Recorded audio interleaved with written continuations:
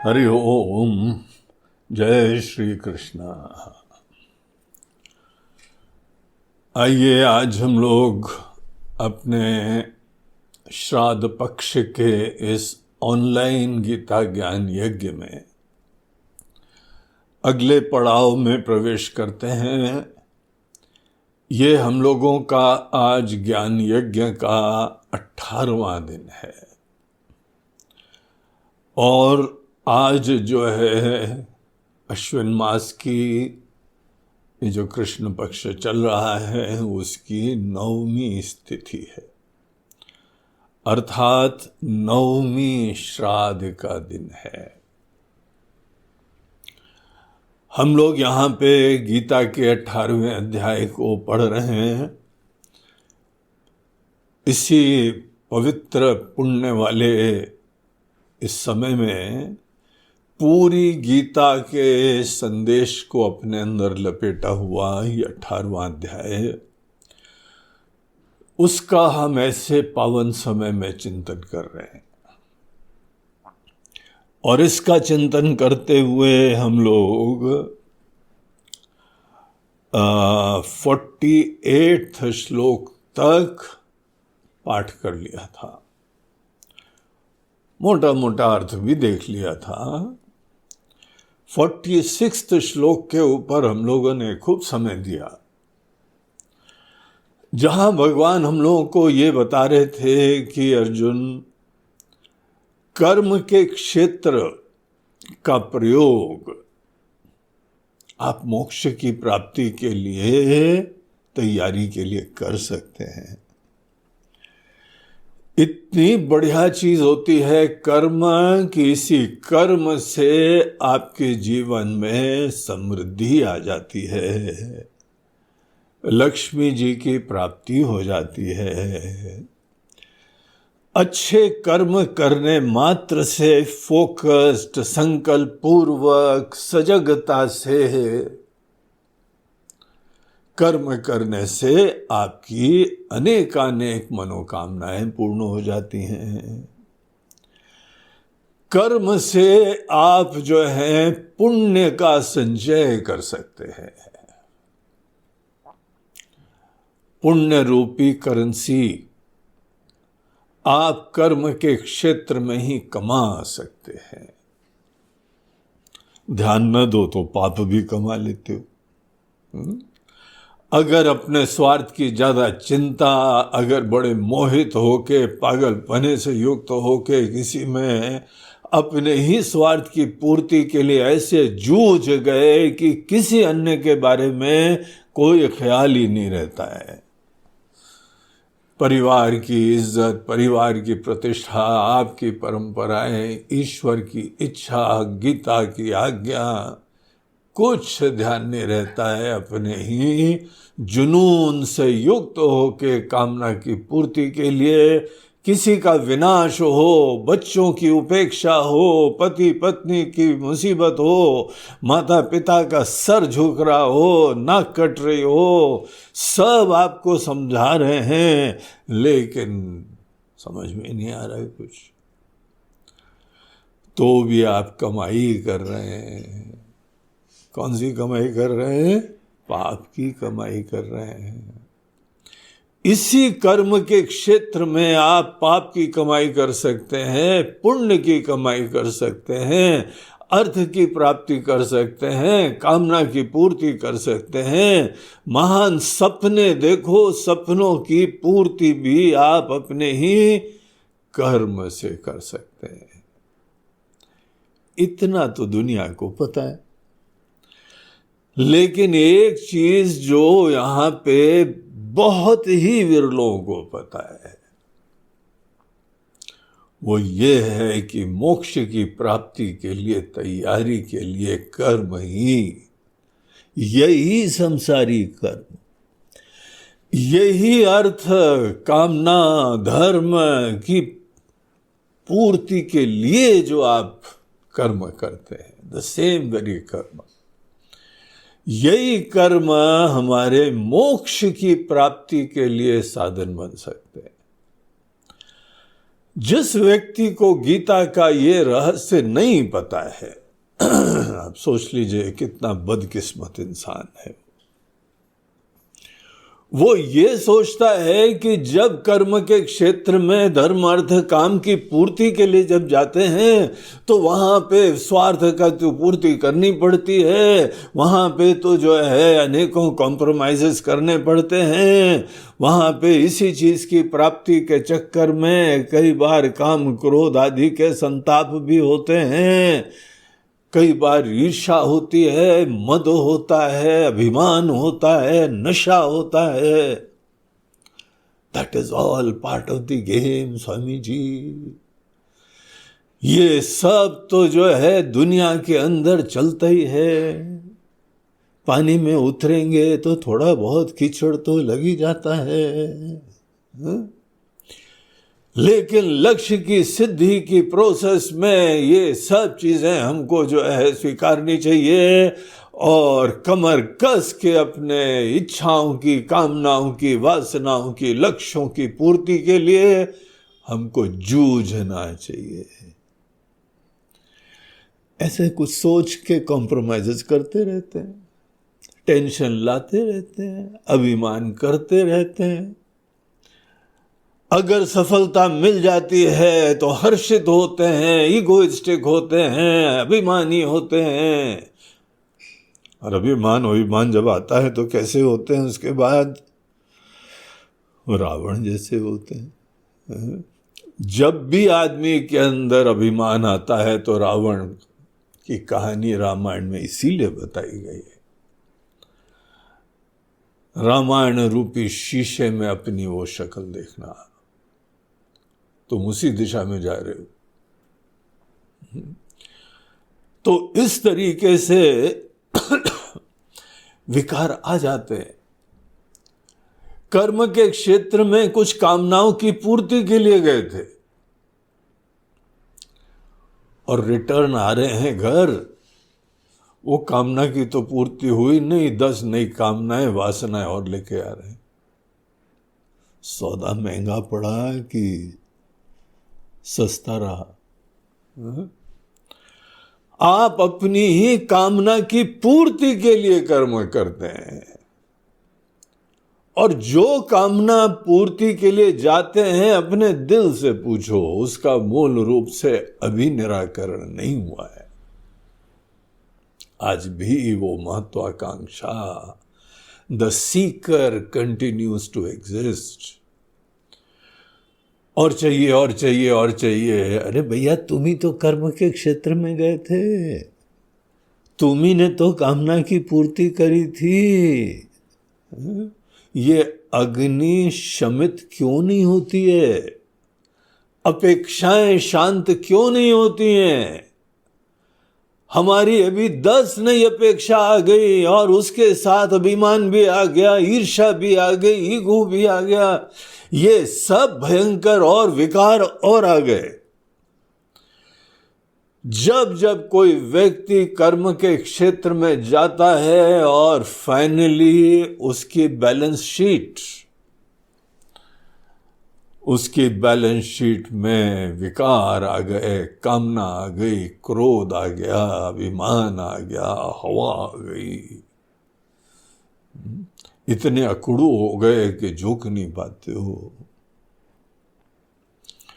हमारे जैनी समाज में, धर्म में लोगों को बताया जाता है कम से कम साल में एक बार तो जो है झुक जाना और सबसे सॉरी भी बोलना, क्षमा याचना कर लेना।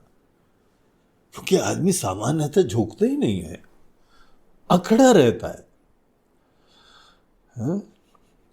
तो ये सब चीजें संत लोग, हम लोग के धर्मशास्त्र, भिन्न भिन्न प्रकार के संप्रदाय ऐसी चीजें प्रेरणा देते हैं, विनम्र रहो, कहीं बहुत ईगोइस्टिक मत बन जाना, बड़े अकड़ू मत बन जाना।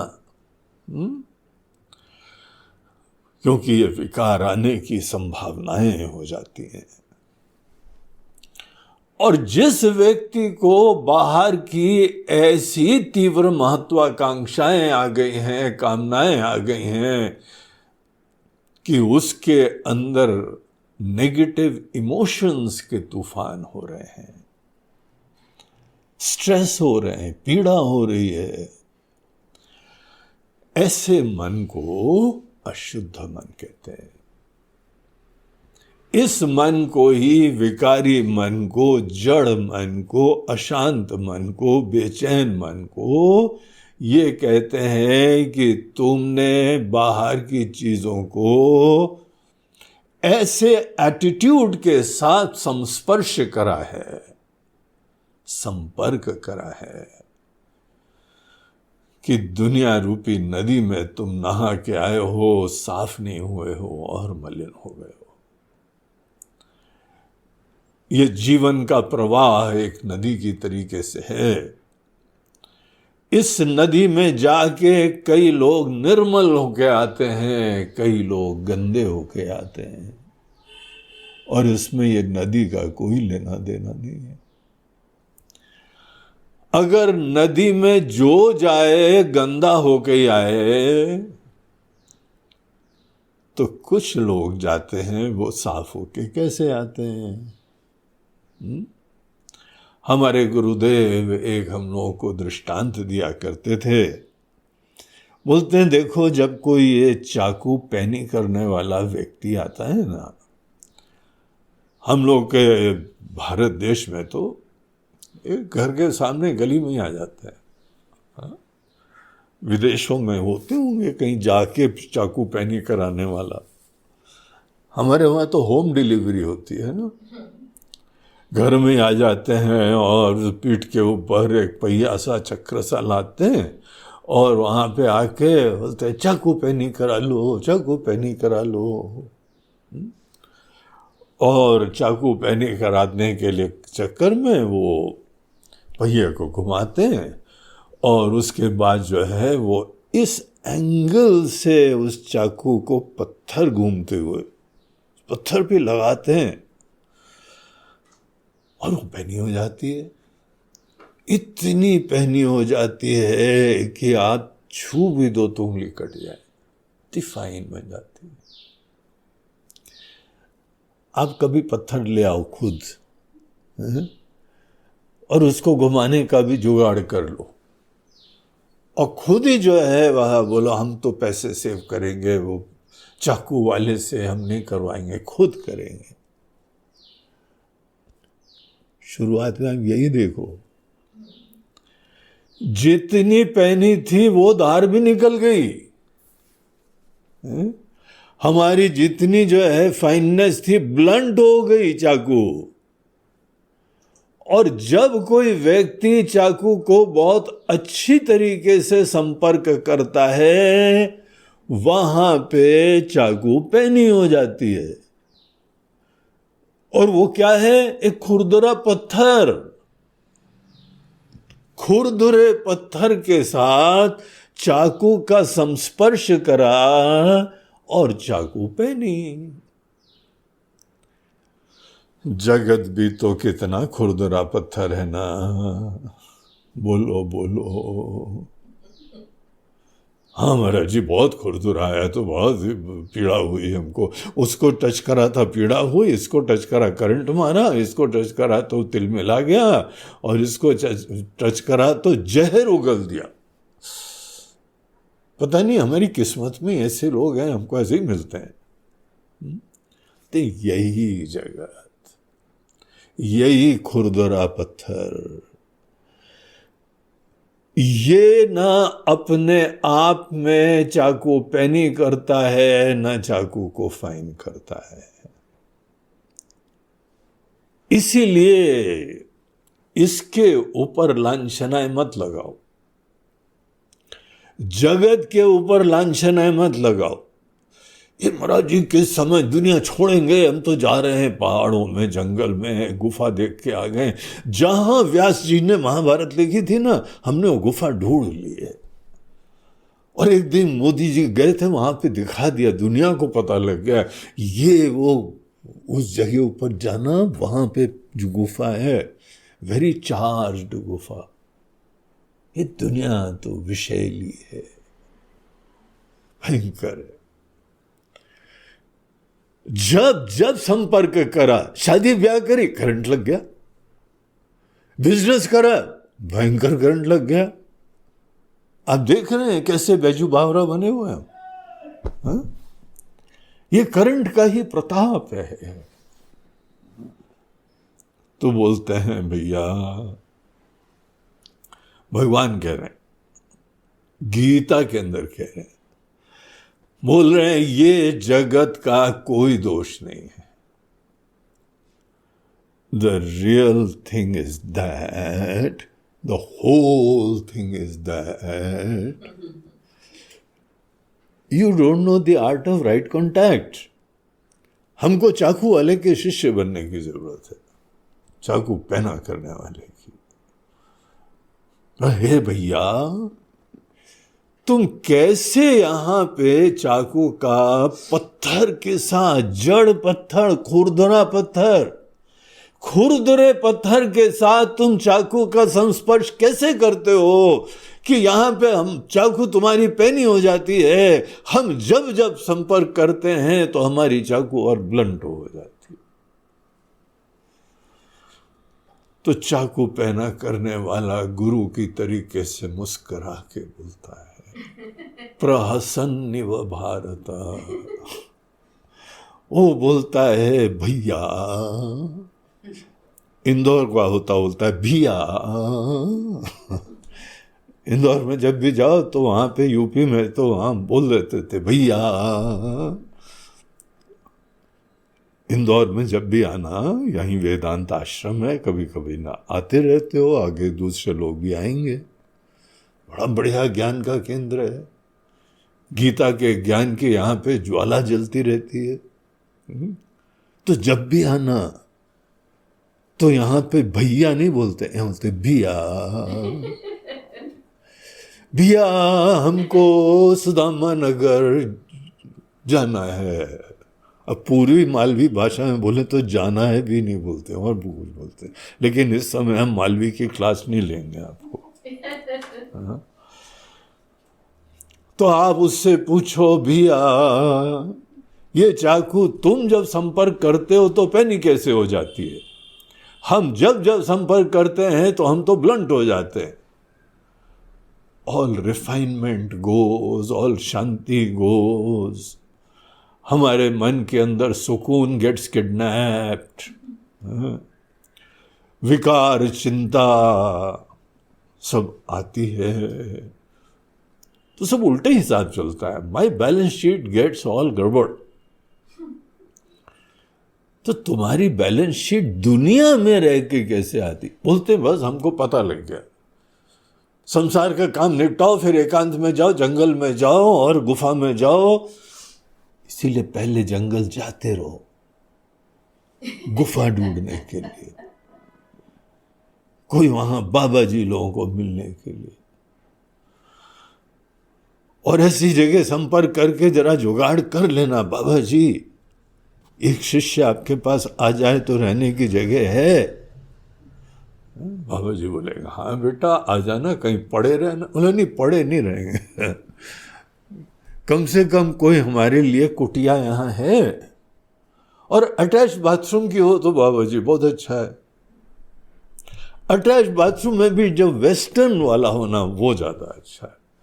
बाबा जी ऊपर से नीचे तक देखेंगे, बोलेंगे अभी शहर में ही रहो, अब यहाँ पे मत आओ। ये तरीका नहीं है। और ये सत्य है कि दुनिया के अंदर मेजॉरिटी अर्जुन की तरीके से जब मुसीबत आती है, जब दुनिया करंट मारती है, जब दुनिया के अंदर अनेकों प्रकार की पीड़ाएं होती हैं, तो हमारे अंदर विरक्ति उत्पन्न हो जाती है। और ये विरक्ति जब आती है तब हमको लगता है कि आई एम गेटिंग डिवाइन। आजकल हम जो है ना वो डिवाइन बन रहे हैं। देखो कितना मन निर्मल हो गया है। इसी दुनिया से हम जो है वो मुक्त हो रहे हैं।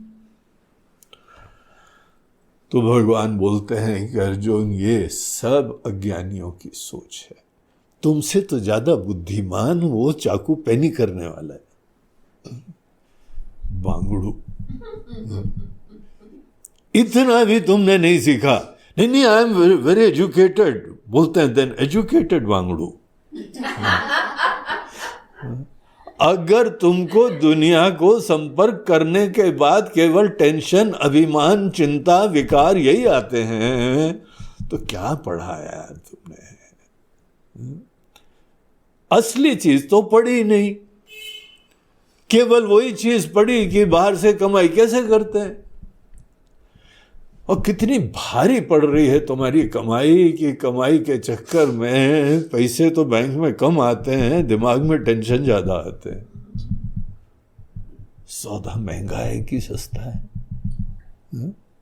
कितना महंगा सौदा है। जड़ हो रहे हो, विक्षिप्त हो रहे हो, अशांत हो रहे हो, दीन हो रहे हो, असमर्थ हो रहे हो।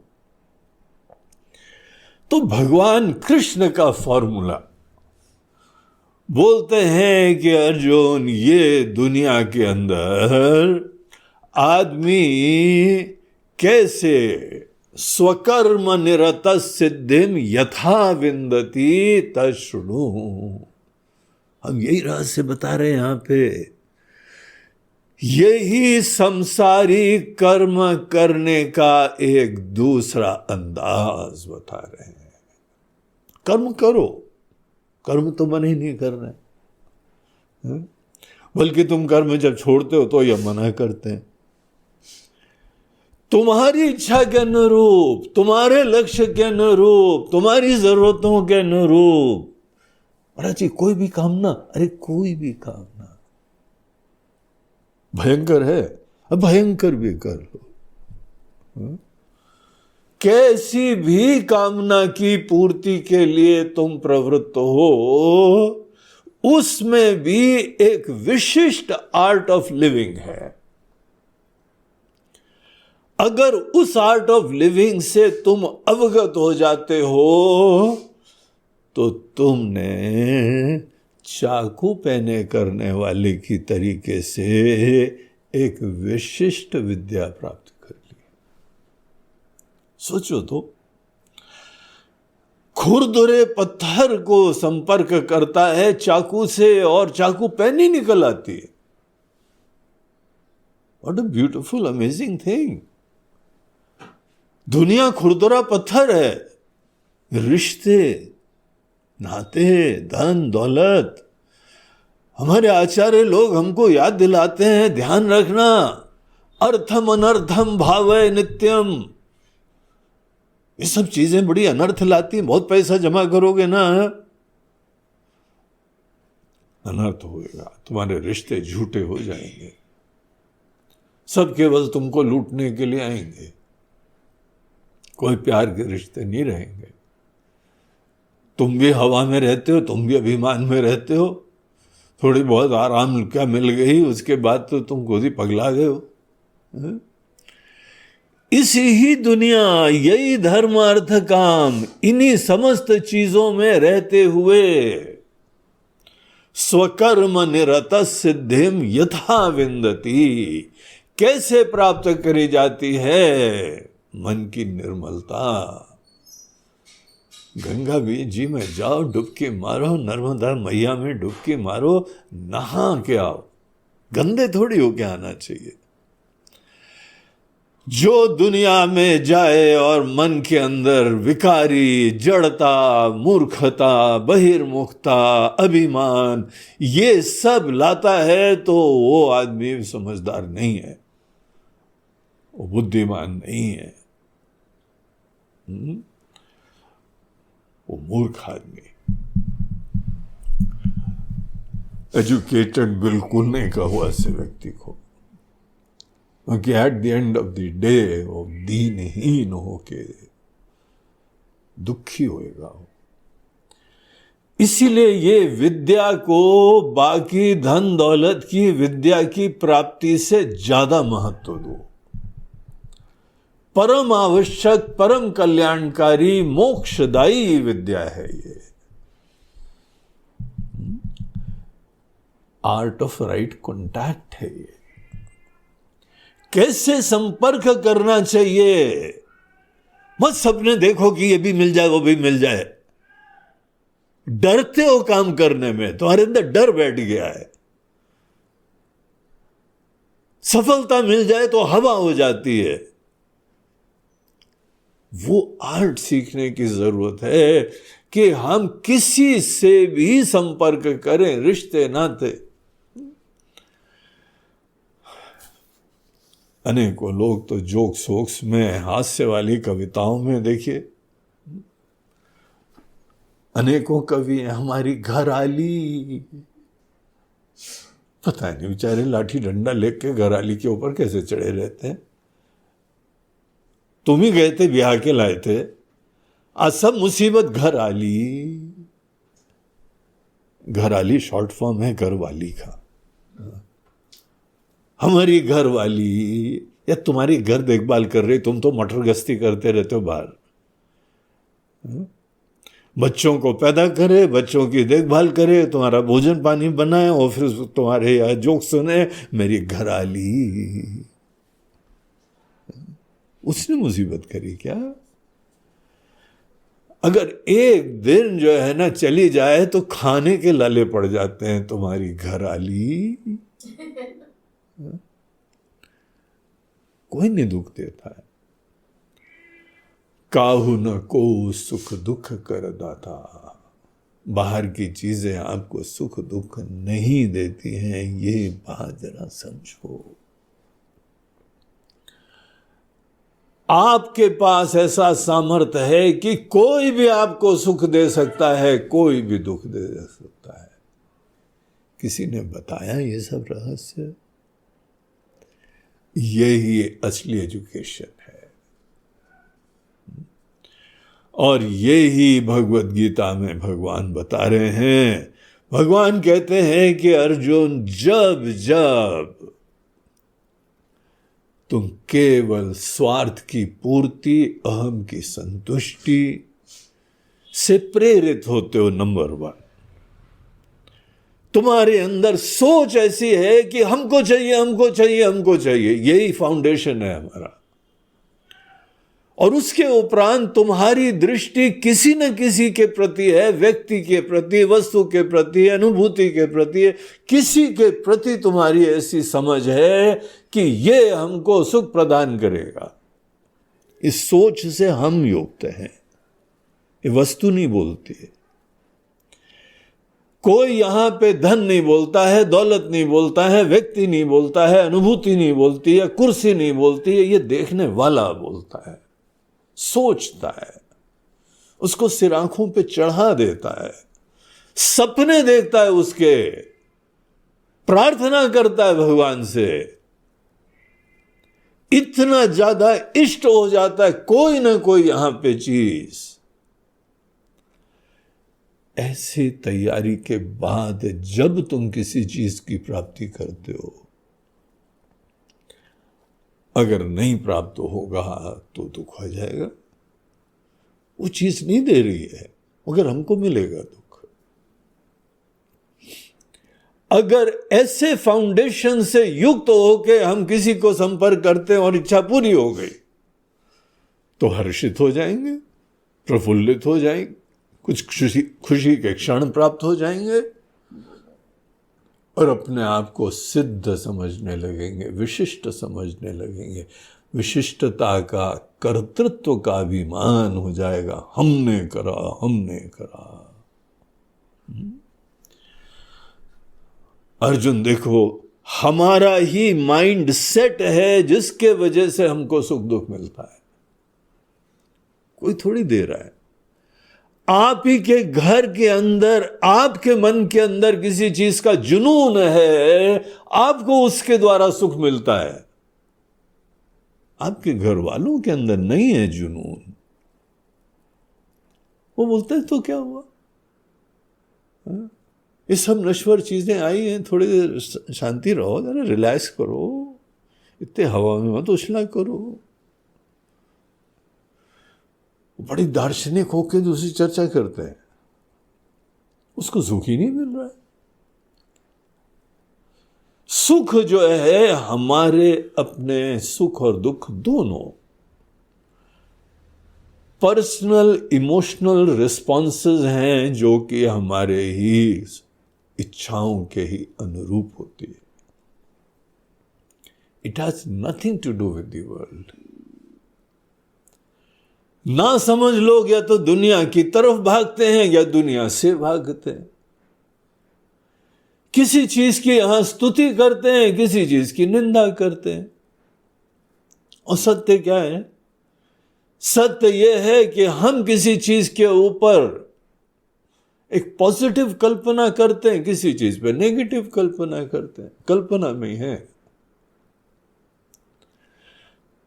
और यही नहीं है, बाहर की चीजों के बारे में कल्पना करते हैं, अपने बारे में भी कल्पना से ही प्रारंभ करते हैं. जब भी हम अपने आप को अपेक्षावान देखें, हमको कुछ जरूरत है, I am a Sikar, I want something, हम भोगता है. हमको भोग चाहिए, हमको आनंद चाहिए. दिस कंक्लूजन इटसेल्फ, हमारी ये धारणा ही हमारे अपने अज्ञान का सूचक होती है. जो व्यक्ति मैं को जानता है उसके अंदर कभी भोक्तृत्व नहीं होता है. कम से कम ये स्वस्थता का लक्षण ही समझ लो. जो व्यक्ति जगा होता है, स्वस्थ होता है, प्रबुद्ध होता है, विवेकी होता है, अपने आप को जानता है, उसका मतलब ही होता है कि उसके अंदर किसी चीज के अंदर बारे में भोग की दृष्टि नहीं होती. हम शब्द का अर्थ जो ठीक से जानता है वो अपने अंदर तृप्त होता है. This is the real source of Joy. इसीलिए इसको कहा जाता है कि ये आनंद स्वरूप है.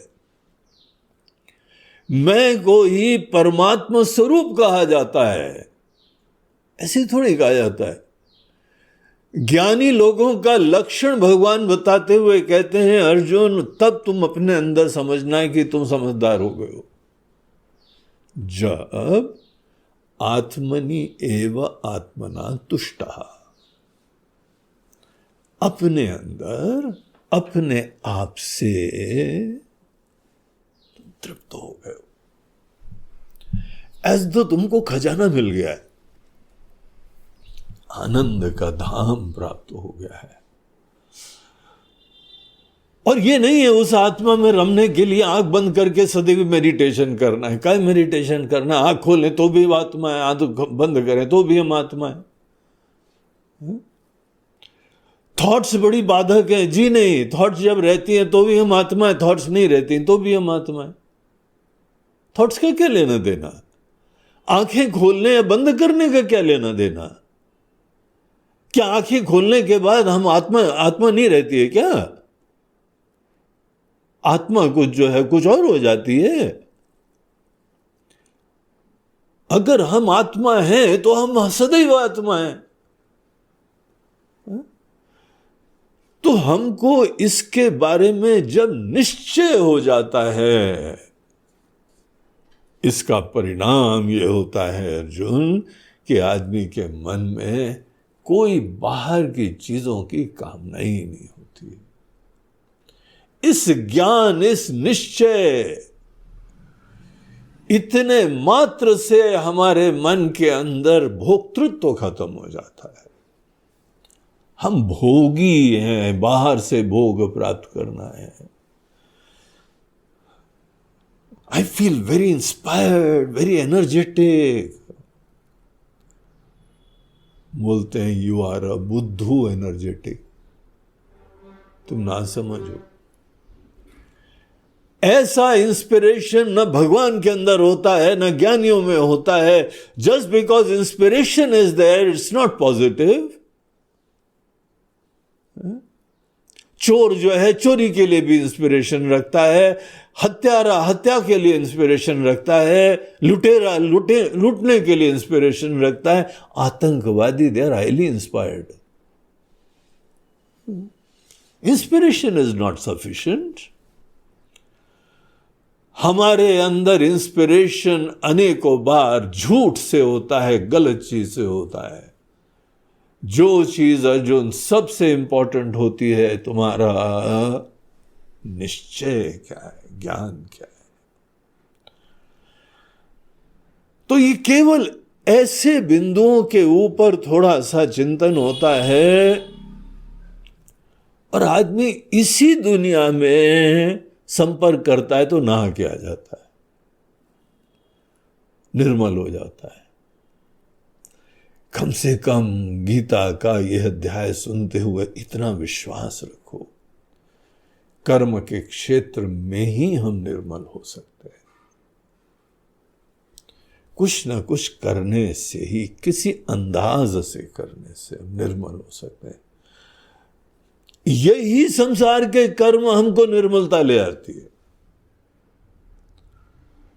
तो यथा विंदति तशृणु, कैसे प्राप्त होता है वो सुनो।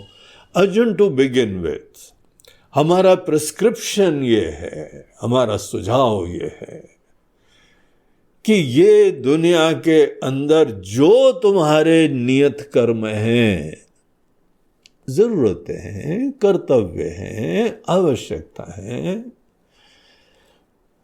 तुम्हारे अपने जीवन चलाने के लिए, तुम्हारे परिवार को चलाने के लिए, तुम्हारे समाज को चलाने के लिए, तुम्हारे काम धंधे चलाने के लिए, जो कुछ आवश्यक कर्म है वो आइडेंटिफाई करो और उनको नहीं छोड़ना है। लोग हो नहीं छोड़ना है, बिजनेस हो, घर हो, धंधा हो, इनको छोड़ने से तुम्हारा कोई आध्यात्मिक विशिष्टता नहीं दिख रही है। जो छोड़ देते हैं अपरिपक्व होके, उनके अंदर नासमझी जरूर दिख रही है। तो अर्जुन, नंबर 1 यहां पे अपने कर्म के क्षेत्र का जो जो नियत कर्म है, स्वभाव नियतम,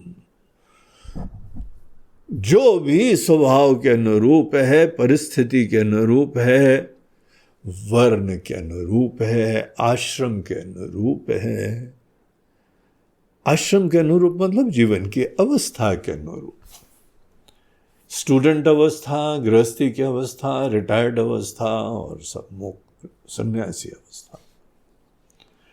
ये आश्रम धर्म हमारे लाइफ को 4 फेजेस में डिवाइड करता है। और वर्ण के अनुरूप अध्ययन की प्रधानता है जीवन में, धर्म की स्थापना की प्रधानता है तुम्हारे मन में, धर्म को जानना ब्राह्मणत्व,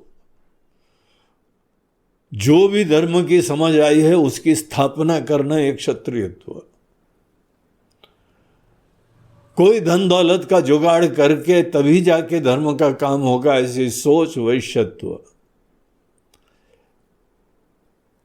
और शूद्रत्व ये सब हमको नहीं पता, हमको तो काम बता दो क्या करना है वो कर देंगे, हिसाब से काम कर दो बस, शूद्रत्व का माइंडसेट। ये 4 वर्ण और ये 4 आश्रम जो भी तुमको स्वभाव से प्राप्त हुआ है, ईश्वर इच्छा से प्राप्त हुआ है। That is your seen in this movie of life. ये जो भी परिस्थिति प्राप्त हुई है उसको नंबर 1 स्वीकारो, उसको छोड़ के जाने का कोई वो बुद्धिमत्ता वाला सुझाव नहीं होता है। तुमको कई बार लगता है कि हाँ ये आइडिया महाराज जी बड़ा अच्छा है, छोड़ छाड़ी दो, न रहेगा बांस न बजेगी बांसुरी, कोई रिश्ता बहुत ही कटु हो रहा है तो आई वॉन्ट डाइवोर्स, हम तो छोड़ना चाहते हैं। एकमात्र जो है यही ज्ञान हुआ, रियलाइजेशन हुआ, परिस्थिति चली जाए तभी हम सुखी होंगे। भगवान कृष्ण बोलते हैं फाइनली तुमको जो करना है तुम्ही को करना है यार, हमको नहीं करना है, जीवन तुम्हारा है, लेकिन ये सुख की प्राप्ति का तरीका नहीं है। तुम किसी के साथ रिश्ता रखोगे ना, जब तक तुम्हारी वासना पूरी होगी तुम बड़े खुश होगे। जहां वासना की पूर्ति बंद हो जाएगी तो आई वांट सेकंड डाइवोर्स। और विदेश में चले जाओ, वहां तीसरा, चौथा, पांचवा, यहां तक कि बोलते हैं she is my 10th wife. वो डाइवोर्स ही करते रहते हैं। उनके पता नहीं कितने मैरिज एल्बम हो गए होंगे। और यहां पर भी अनेकों लोग बार बार शादी करते हैं क्योंकि बार बार दहेज मिलता है उनको। ऐसे तिगड़मी लोग हैं, आपको पता है। नहीं, हम बगैर दहेज वाले हैं। तो बगैर दहेज वाले हो तो भिन्न भिन्न व्यक्तियों को तुम भोग का विषय बनाते हो। जो भी है तुम्हारे अंदर कुछ लफड़ा है, कुछ गड़बड़ है। पहली चीज तो तुम्हारे जो भी परिस्थिति वर्ण और आश्रम के अनुरूप प्राप्त हुई है, परिस्थिति में परिवर्तन का आइडिया ड्रॉप करो। इसी परिस्थिति में, यही रिश्तों में, यही कर्मों में, जिम्मेदारियों में हमको जीना अच्छी तरह से सीखना है, ये तुम्हारी भावना हो। अब यहां एक और इंपॉर्टेंट चीज है। एक चीज तो बता दी, तुम्हारे स्वभाव नियतम कर्म, जो भी स्वभाव के अनुरूप। स्वभाव से मतलब स्पष्ट है, वर्णाश्रम, परिस्थिति, ये ईश्वर इच्छा से प्राप्त है और वो स्वीकार नहीं चाहिए। परिस्थिति आ गई है, कोई भी परिस्थिति आ जाए, कोई जैसे एक्टर है कैसा भी उसको सीन दे दो, बोलो बस I have got to act. हमको तो यहां पे अपना कार्य संपन्न करना है। इस प्रकार से जीवन की सब परिस्थिति देखो तो नंबर 1 परिस्थिति स्वीकार, चेंज हमको बाहर नहीं करना है, ईश्वर इच्छा की तरह स्वीकार कर लो। दूसरा, विश्वास रखो कि आप से एक ऐसी आर्ट ऑफ लिविंग है तुमको कोई टेंशन नहीं होगा। विश्वास ही खत्म हो जाएगा तो फिर तुम उसी पार्टी में चले जाओगे, भगोड़े पार्टी, परिस्थिति से भाग के खड़े हो गए। पूरा विश्वास। अब क्या करना है? अपने आप को दीनहीन, असमर्थ, अपूर्ण जान के बाहर से प्राप्ति कुछ नहीं करनी। हम समर्थ हो जाएंगे, हम सिद्ध हो जाएंगे, हम आनंदित हो जाएंगे, ऐसे लोग पता क्या बोल रहे हैं? हम आनंद विहीन हैं, हम दीन हैं, हम असुरक्षित हैं, हम अपूर्ण हैं। जब अपूर्ण हो गए तभी तो बाहर से पूर्णता चाहोगे ना। जब जब बाहर से हमने इच्छाएं करी हैं तब तब अपने आप को दीनहीन समझने की भावना के दृढ़ीकरण कराया हमने। हम असमर्थ हैं, हम अपूर्ण हैं, हम असुरक्षित हैं। अर्जुन, इसका ध्यान रखो। तुमको बाहर ऐसी दीनहीन नजरों से प्रवृत्त नहीं होना चाहिए। यही गलती होती है। कैसे करें महाराज जी, हम तो हैं तो दीन ही। ये दीनता इतनी घुसी होती है ना कि कितना भी उपनिषद सुना दो, गीता सुना दो, रामायण सुना दो, भागवत सुना दो, अंततः सुनने के बाद बोलते हैं हाँ देयरफॉर दीन ही तो है ही। एक आदमी के मन के अंदर एक कीड़ा घुस गया, भ्रम का कीड़ा। डायरेक्टली कीड़ा नहीं ब्रेन में एंटर करता है, कीड़ा घुस गया। हम एक कीड़े हैं। तो किसी ने बोला यार कैसा सोच रखते हो, तुम तो इंसान हो, you are human being, you are not a कीड़ा। बोलते नहीं आपको पता नहीं हम कीड़ा है। और ये भी घुस गया कि यहां पे जितने कौवे लोग हैं ना उनको ये कीड़ा बहुत पसंद है। सब कीड़े हमको ही खाने आते हैं। वो ऐसी जगह जाए नहीं जहां पे कौवे होते हैं। गया में तो कभी गया ही नहीं। क्योंकि गया में श्राद्ध देते हैं, पिंड दान करते हैं, वहां कौवे आके स्वीकार करें, तभी आपको पता लगता है कि आपके पितरों ने जो है ना स्वीकार कर लिया है। ये हम लोगों की परंपराएं हैं, सोच है। वो देखो पशु पक्षियों को कैसे भगवान का हम निमित्त समझते हैं, सेवक समझते हैं। तो आदमी ने अपने दूसरे रिश्तों को बोल दिया, यार ये पिंडदान तो तुम ही करके आना, हम तो जाएंगे नहीं। कब कहाँ जाएंगे मरने के लिए? यहां पर भी बड़े बच के रहते हैं कि हाँ कहीं कौवा बताए तो बता देना भाई। उसको बंबई में नौकरी मिली, वो बंबई नहीं गया, क्योंकि बंबई में हमने देखा इतने कौवे, कबूतर, तोते, इतनी ग्रीनरी है, और कहीं पर भी आप खिड़की से देख लो वहां पे कह कह कह कह कौवे जो है ना घूम रहे। इस आदमी ने जॉब ठुकरा दी, बहुत बढ़िया जॉब मिल रही थी, ये कौन मरने जाए? वहां पे चारों तरफ रोड में निकलना दुश्वार हो जाएगा, आएगा टाइम मारेगा, वो पकड़ लेगा हमको।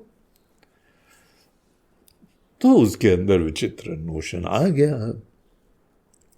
सब अपने लोगों ने समझाया, उसको शीशा दिखाया, उसको फोटो दिखाई, बोला कौन कहाँ कौवे की दृष्टि से देख रहे हो, तुम्हारी चोंच का? बोलता ये नहीं कीड़ा है, बल्कि वो हम कीड़े हैं, चोंच वोंच नहीं। तो कीड़ा समझ रहा था। तो किसी ने बोला कि भाई ऐसा करो, मनोवैज्ञानिक को दिखाओ, उन लोगों के पास काउंसलिंग करा देते हैं। काउंसलिंग से ऐसे ही होता है बस। तो वहां पे काउंसलर थे। अब वो लोग भी कई बार विद्वान होते हैं, विनम्रता से कोशिश कर रहे हैं, अपने अपने फील्ड में अध्ययन करते हैं। हाँ, काउंसलर के अपने दूसरे प्रॉब्लम चलते रहते हैं, वो अलग बात है। काउंसलर भी भ्रम में होते हैं, हम जीव ही हैं, हम व्यक्ति ही हैं, हम कोई परमात्मा है, ऐसा कोई काउंसलर नहीं जानता है। वो भी अपनी आजीविका चलाते हैं, बाहर से सुख दुख की प्राप्ति के लिए वो भी प्रवृत्त रहते हैं। लेकिन एनीवे वो काउंसलर के पास गया, काउंसलर ने मोटी ताजी फीस ली और बोला 10 सिटिंग्स। तो 10 सिटिंग का उनका निश्चय हुआ। बोला नो प्रॉब्लम, 10 सिटिंग में अगर हम कीड़े से इंसान बन जाएंगे तो 10 प्रोपोजिशन बहुत अच्छा है, सौदा बड़ा सस्ता है। तो उसने जाना चालू करा और उसने बहुत अच्छी तरीके से conscious mind and subconscious mind and unconscious mind सब चीज़ों में संस्कारों का आदान करा। कहीं पे चर्चाओं से करा, कभी जो हिप्नोसिस से करा, कभी किस तरह से करा, कभी औषधियों से करा, कुछ ना कुछ सब तौर तरीके, सब हथकंडे उनके अपनाए और उनको बताया। तो फाइनली 10वीं सिटिंग तक उसने ये रियलाइज करा कि हम तो इंसान हैं। सोच लीजिए, डार्विन भी इतना एवोल्यूशन नहीं करवा सकता था। एमीबा से लेके जो है वो ह्यूमन होमोसेपियन तक की यात्रा 10 सिटिंग में। तो 10 सिटिंग में कीड़े से इंसान बन गया हो। तो उसने डॉक्टर को बहुत थैंक्स बोला और उसके बाद वो सब लंबी चौड़ी फीस दे के गया।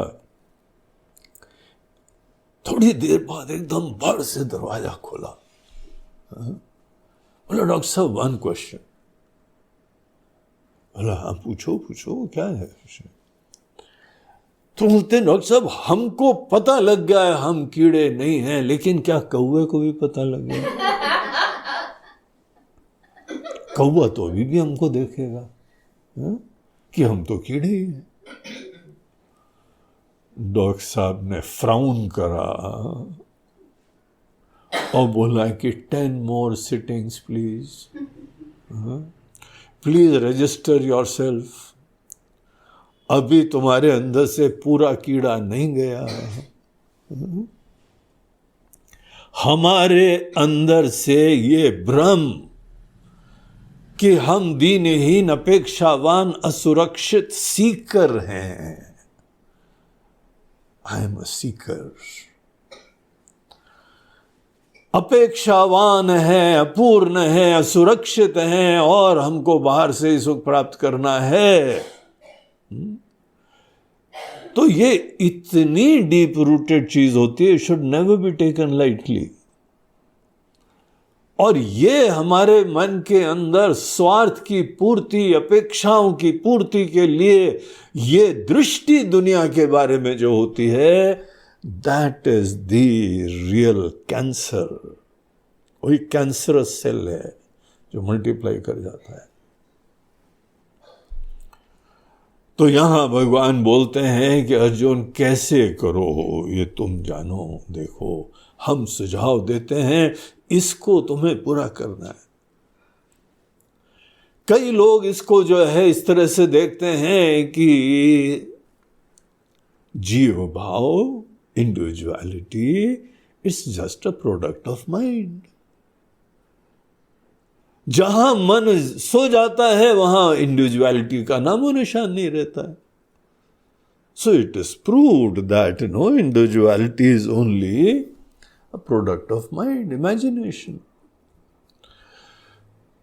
कुछ लोगों को यह बात प्रभावित कर जाती है और उनके मन के अंदर जो है इंडिविजुअलिटी का सपोर्ट, उसी से आइडेंटिफिकेशन इतने मात्र से खत्म हो जाता है। कई लोगों को बताया जाता है कि देखो, बाहर की दुनिया के बारे में तुमने किसी चीज के बारे में यह सोचा है कि यहां पे कोई चीज सुख दुख देती है, तुमको यह लग रहा है, दूसरे को क्यों नहीं लग रहा है? Therefore, it is hereby proved that this is just imagination. कल्पना मात्र है। तुम एक चीज को सुखदायक देख रहे हो, दूसरा दुखदायक देख रहा है, तो ये एक प्रश्न चिन्ह लग गया। तो कुछ लोगों को इतने मात्र से काम बन जाता है, बोलते हैं oh yes I realise, I see this point, और बाहर से अपेक्षाएं खत्म कर देते हैं। कई लोगों को यह दिखाई पड़ता है कि बाहर की चीजें दे आर सो एफिमरल, नश्वर, परिवर्तनशील, दृष्ट नष्ट स्वभाव, देखते देखते चीजें खत्म हो जाती हैं। इस बात को देखो, है ना, चेंजिंग है, परिवर्तनशील है। ऐसी दुनिया से क्या उम्मीद करना? इसलिए वो इच्छाएं छोड़ देते हैं। चौथे लोगों को कहा जाता है कि देखो, ये दुनिया बनाई है ना भगवान ने, अपने आप तो बन नहीं जाती, तुमने तो नहीं बनाई ना। सूरज, चांद, सितारे, पहाड़, पक्षी, पेड़, क्या बनाया तुमने?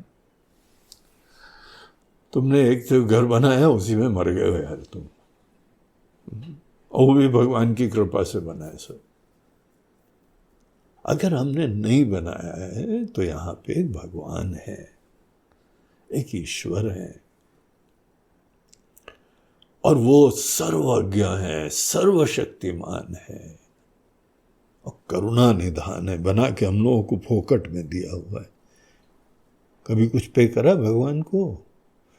भगवान human body, this is the check for that. रिश्ते नाते, घर बाहर, हवा पानी, सब। भगवान बताइए कितना खर्चा है, हम दे दें आपको? दिया कभी? नहीं दिया ना।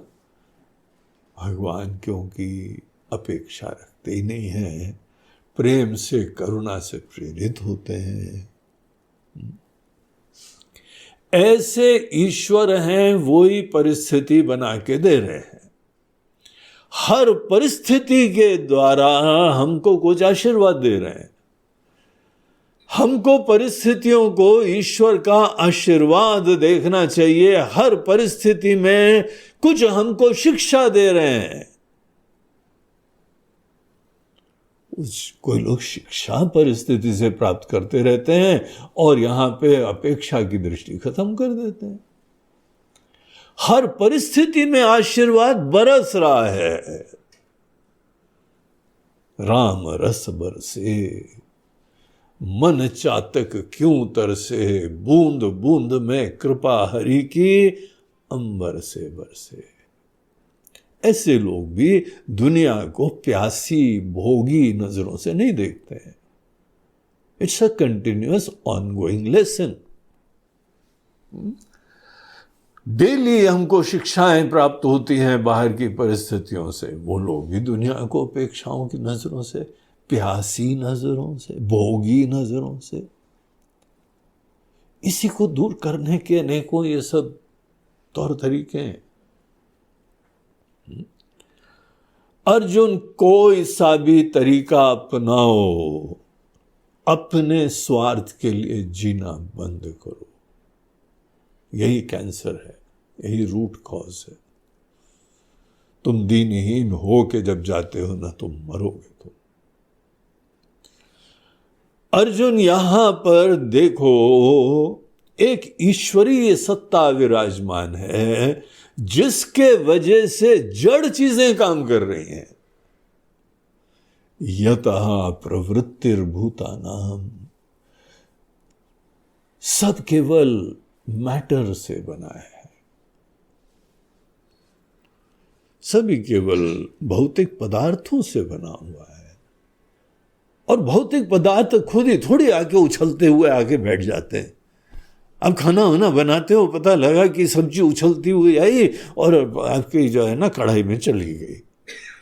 फिर उधर से तेल उछलता हुआ आ रहा था, उछलता हुआ, छलकता हुआ, टुक टुक टुक टुक टुक टुक टुक टुक और आकर जंप करा कढ़ाई में, चिर चिर चिर चिरा हुआ है। फिर दूसरी तरफ से देखा, राई चली आ रही है, गोल गोल, छोटी छोटी, टुक टुक टुक टुक टुक टुक, थोड़ी छोटी स्टेप्स थे उसके। फिर आके कढ़ाई में कूद गई। फिर हल्दी आई, दूसरे डब्बा पुट से खोला, हल्दी खुली और फिर हल्दी आई। ऐसा होता है क्या? कौन सी जड़ चीजें स्वतः कार्य करती हैं? आप एक चेतन पाचक, पाचक है, क्या बोलते हैं, कुक, जो भोजन बनाने वाला,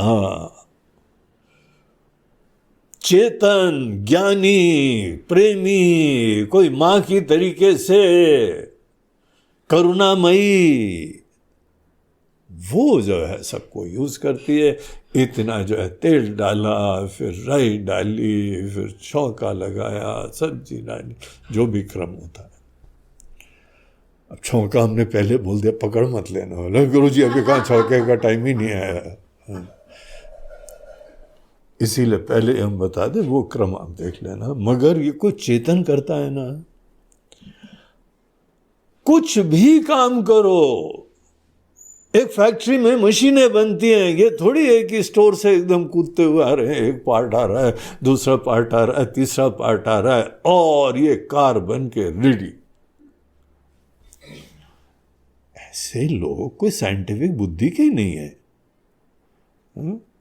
बगैर कर्ता के कारण के कोई भी कार्य नहीं होता है। अर्जुन, जब दुनिया को देखो, सब भौतिक पदार्थ हैं। भौतिक पदार्थों को एक चेतन सत्ता काम करवा रही है। बाहर की दुनिया ही नहीं, आपका शरीर, आपका मन, आपकी इंद्रियां, सब उसने बनाई।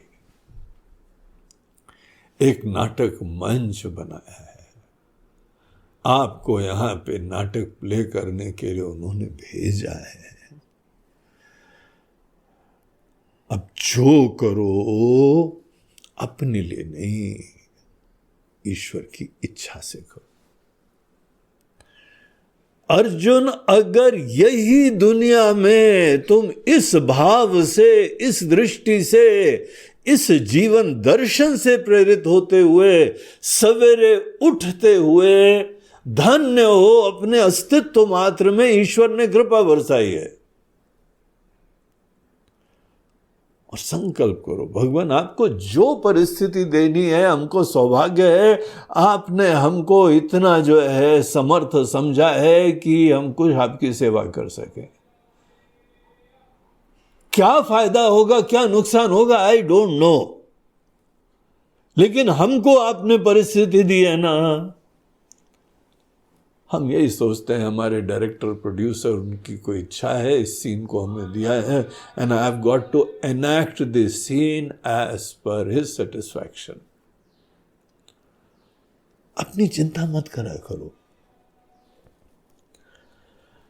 अर्जुन। जब हम लोग अपना स्वार्थ, अपनी अपेक्षाएं, अपनी चिंता किनारे करके धन्य होके ईश्वर के निमित्त होके ईश्वरीय सत्ता का अस्तित्व देखते हुए उनकी अनेकानेक असीम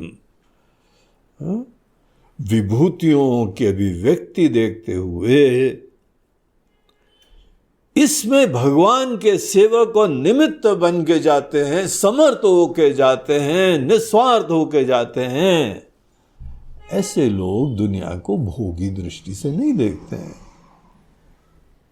और नहीं अपने आप को दीन देखते हैं। आपको जब कुछ चाहिए नहीं और ये दुनिया कुछ दे नहीं सकती है, आप तो उसी ईश्वर की इच्छा की पूर्ति कर रहे हैं। हमको पता नहीं है स्टोरी क्या है, हमको पता नहीं है इस सीन का ऑब्जेक्टिव क्या है, बस हमको सीन दे दिया है, हमको एनैक्ट करना है, खत्म बात। तुम्हारे अंदर अपेक्षा ही नहीं होंगी तो तुम्हारे मन में कभी ग्लानि नहीं होगी, कभी विकार नहीं आएंगे। अर्जुन, हम लोगों की अपनी अपेक्षाएं दीनता से उत्पन्न, दीन अस्मिता से उत्पन्न अपेक्षाएं ही सुख दुख का कारण होती हैं, विकारों का कारण होती हैं। और जब तक इंसान में, किसी देश में, किसी काल में, फॉरेन हो या यहां लोकल हमारा गांव हो, अगर किसी व्यक्ति में बाहर की दुनिया को अपेक्षाओं की नजरों से देखा गया, क्योंकि अपने बारे में दीनता की धारणा है, उस व्यक्ति का शनै शनै केवल विकारों की टोकरी भरती जाएगी। अशांति, अभिमान, टेंशन ही बढ़ता जाता है अर्जुन। मनुष्य का जीवन उसके लिए भारी पड़ जाता है। ऐसे व्यक्ति के लिए कभी शांति की प्राप्ति, तुम जंगल में चले जाओ, गुफा में चले जाओ, पहाड़ों में बंद कर दो अपने आप को, कान में ईयर प्लग्स लगा दो, आंख में मास्क लगा दो, न देखो न सुनो न सूंघो, नाक में भी कुछ लगा दो, मुंह में भी कुछ लगा दो, बंद करके बैठ जाओ, तो भी तुम्हारे मन के अंदर अशांति बनी रहेगी। समझ में आ रहा है क्या गीता बोल रही है? ये बात भगवत गीता बता रही है। अर्जुन, जब आदमी इस अंदाज से कर्म करता है, if this is your art of contact, दुनिया के संस्पर्श के लिए जब यही अंदाज होता है, यही हमारी सोच होती है, जब तुम देने के लिए जाते हो, सेवा के लिए जाते हो, देखो सेवक बनना इट्स नॉट इजी। अभिमानी, अपेक्षावान कभी सेवा नहीं कर पाते, पता है आपको? जो व्यक्ति अहम की संतुष्टि के लिए जाता है, वो कौन सी सेवा कर रहा है? अपना जुगाड़ कर रहा है। वो अपने जुगाड़ से प्रेरित होकर जो जा रहा है, उसने सेवा चालू ही नहीं करी है। स्वार्थ की गणित है उसकी। सेवक अपने बारे में निश्चिंत रहता है और कहीं पे हमारे गुरुदेव हैं, उनकी खुशी के लिए हम सब कुछ समर्पित कर देते हैं। ये नहीं बोलते हैं अरे जी बस पड़े रहें बुढ़ापे तक, गाड़ी चल जाए आपके आश्रम में, कुछ ना कुछ करते रहें। सोचो, तुम अपने स्वार्थ से चिंतित होकर काम कर रहे हो, ये सेवा नहीं होती है। ये तुम्हारे अंदर आना भी नहीं चाहिए। अपने बारे में चिंताओं से मुक्ति ही ईश्वर की आस्था का सूचक है। भज गोविंदम में शंकराचार्य जी कहते हैं, वातुल किम तव नास्ति नियंता। तुम अपने बारे में सब टेंशन रखे हो, हे पागल, क्यों किसी के ऊपर भरोसा नहीं करते हो? तुम ईश्वर की आस्था ही नहीं रखते हो। गुरु वगैरह के पास जाते हो लेकिन तुम्हारे अंदर शंका रहती है, क्योंकि तुमको जुगाड़ करना है। उनके ऊपर भी छोड़ नहीं पाते हो, उनके पास भी रह के अपनी वासना की पूर्ति का काम करते हो। इसको ही छोड़ना होता है, निश्चिंत होना पड़ता है। अर्जुन, जहां कर्म के क्षेत्र में आदमी ऐसे जीवन दर्शन से प्रेरित होता है, सतत उनकी अर्चना कर रहा है, भगवान को अर्पण कर रहा है। एक प्रेमी अपने प्रियतम के लिए जो करता है ना, उसको आनंद वो मिल रहा है। आनंद कुछ देने से थोड़ी, खाने से थोड़ी मिलता है, देने से मिलता है।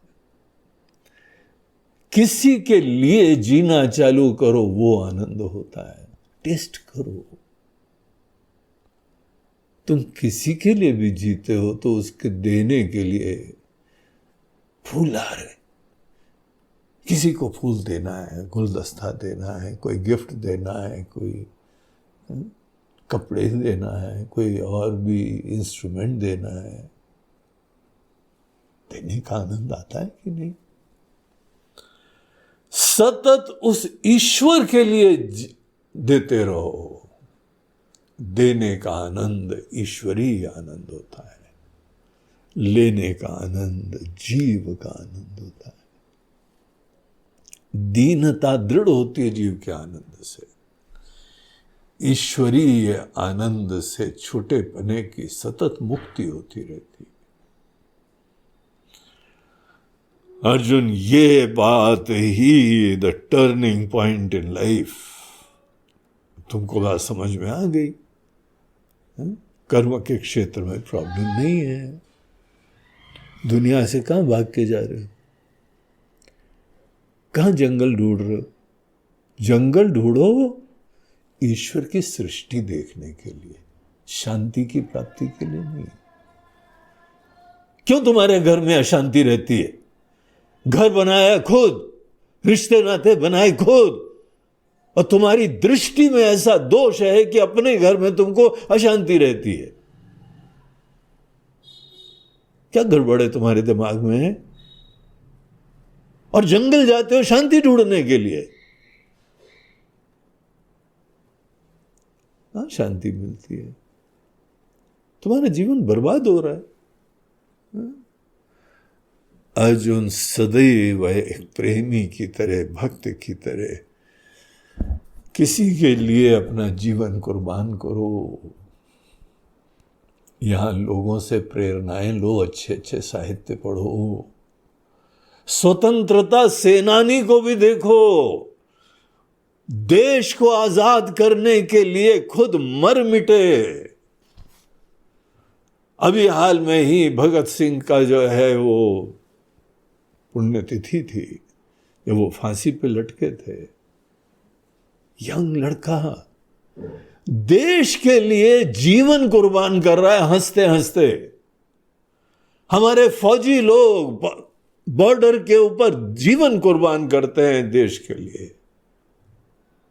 तुम किसी के लिए मरते हो कि नहीं? अपने स्वार्थ के अलावा तुम केवल स्वार्थ के लिए मरते हो, इस बात को देखो। तुमको अगर ये दिखाई पड़ जाएगा तो तुम्हारे जीवन में परिवर्तन चालू हो जाएगा। अर्जुन, जब इस बात को कोई देखता है, सिद्धिम विंदति मानवा, वही इंसान यहां पे मन की सुंदरता, शांति, निर्मलता, सूक्ष्मता, इसी दुनिया में रहते रहते, यही दैनंदिन कर्म करते करते अगर तुमको लगता है कि नहीं नहीं महाराज जी ऋषिकेश जाना है, हरिद्वार जाना है, उत्तरकाशी जाना है, कई लोग तो और आगे तक पहुंच जाते हैं, महाराज जी हमको जो है ना वो गंगोत्री जाना है। क्या है गंगोत्री में? वही पंचमहाभूत की दुनिया बनी हुई है। महाराज जी हवा बड़ी अच्छी है, तो हवा के लिए जा रहे हो, घर में एयर प्योरीफायर लगा लो, एयर प्योरीफाई हो जाएगी।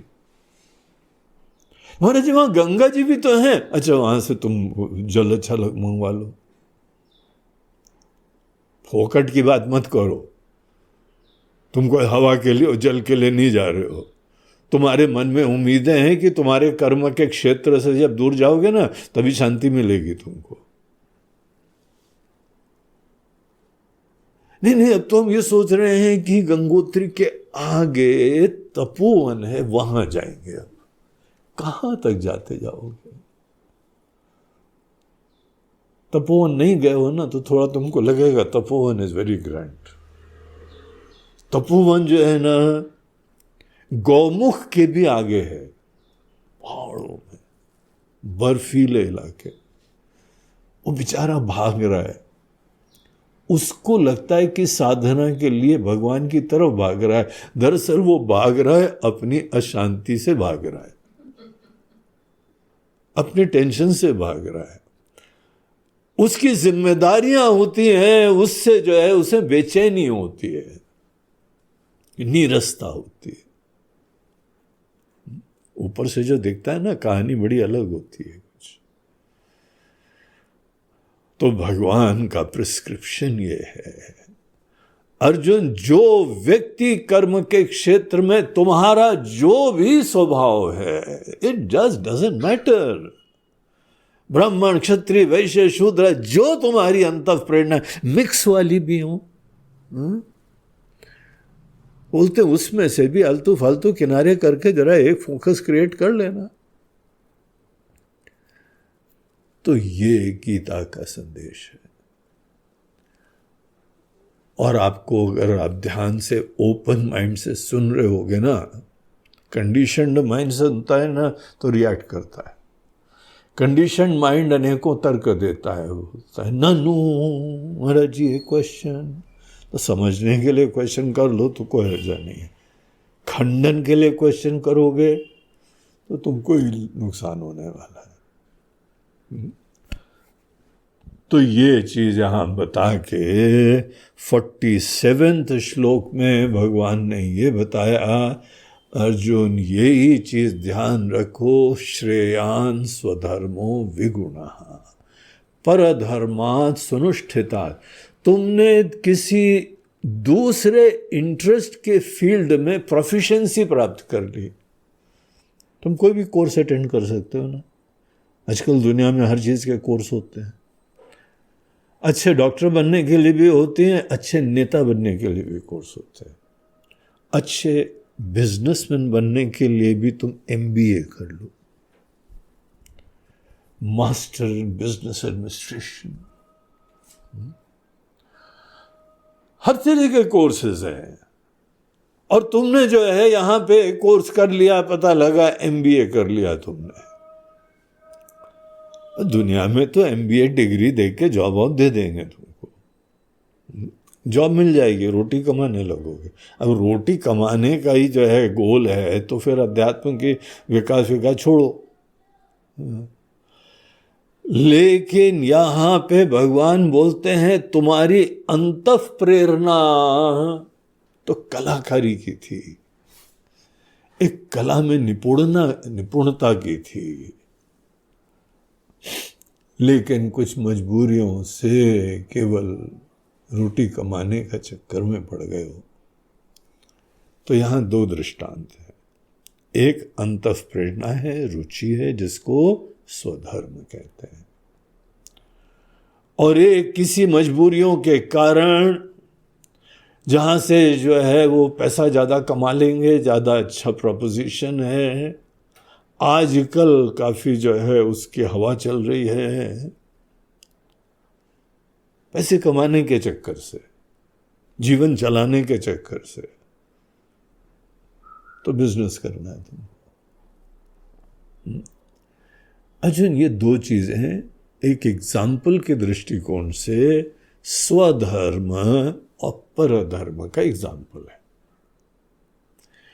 तुम अगर यहां पे परधर्म में, जहां तुम्हारे अंदर अंतः प्रेरणा नहीं है, दिल नहीं है, प्यार नहीं है, मजबूरियों से करना पड़ रहा है, ऐसी चीजों में स्वनुष्ठितात, अगर तुम दिन रात जूझते हुए उसमें थोड़ी कमाई कर भी लेते हो,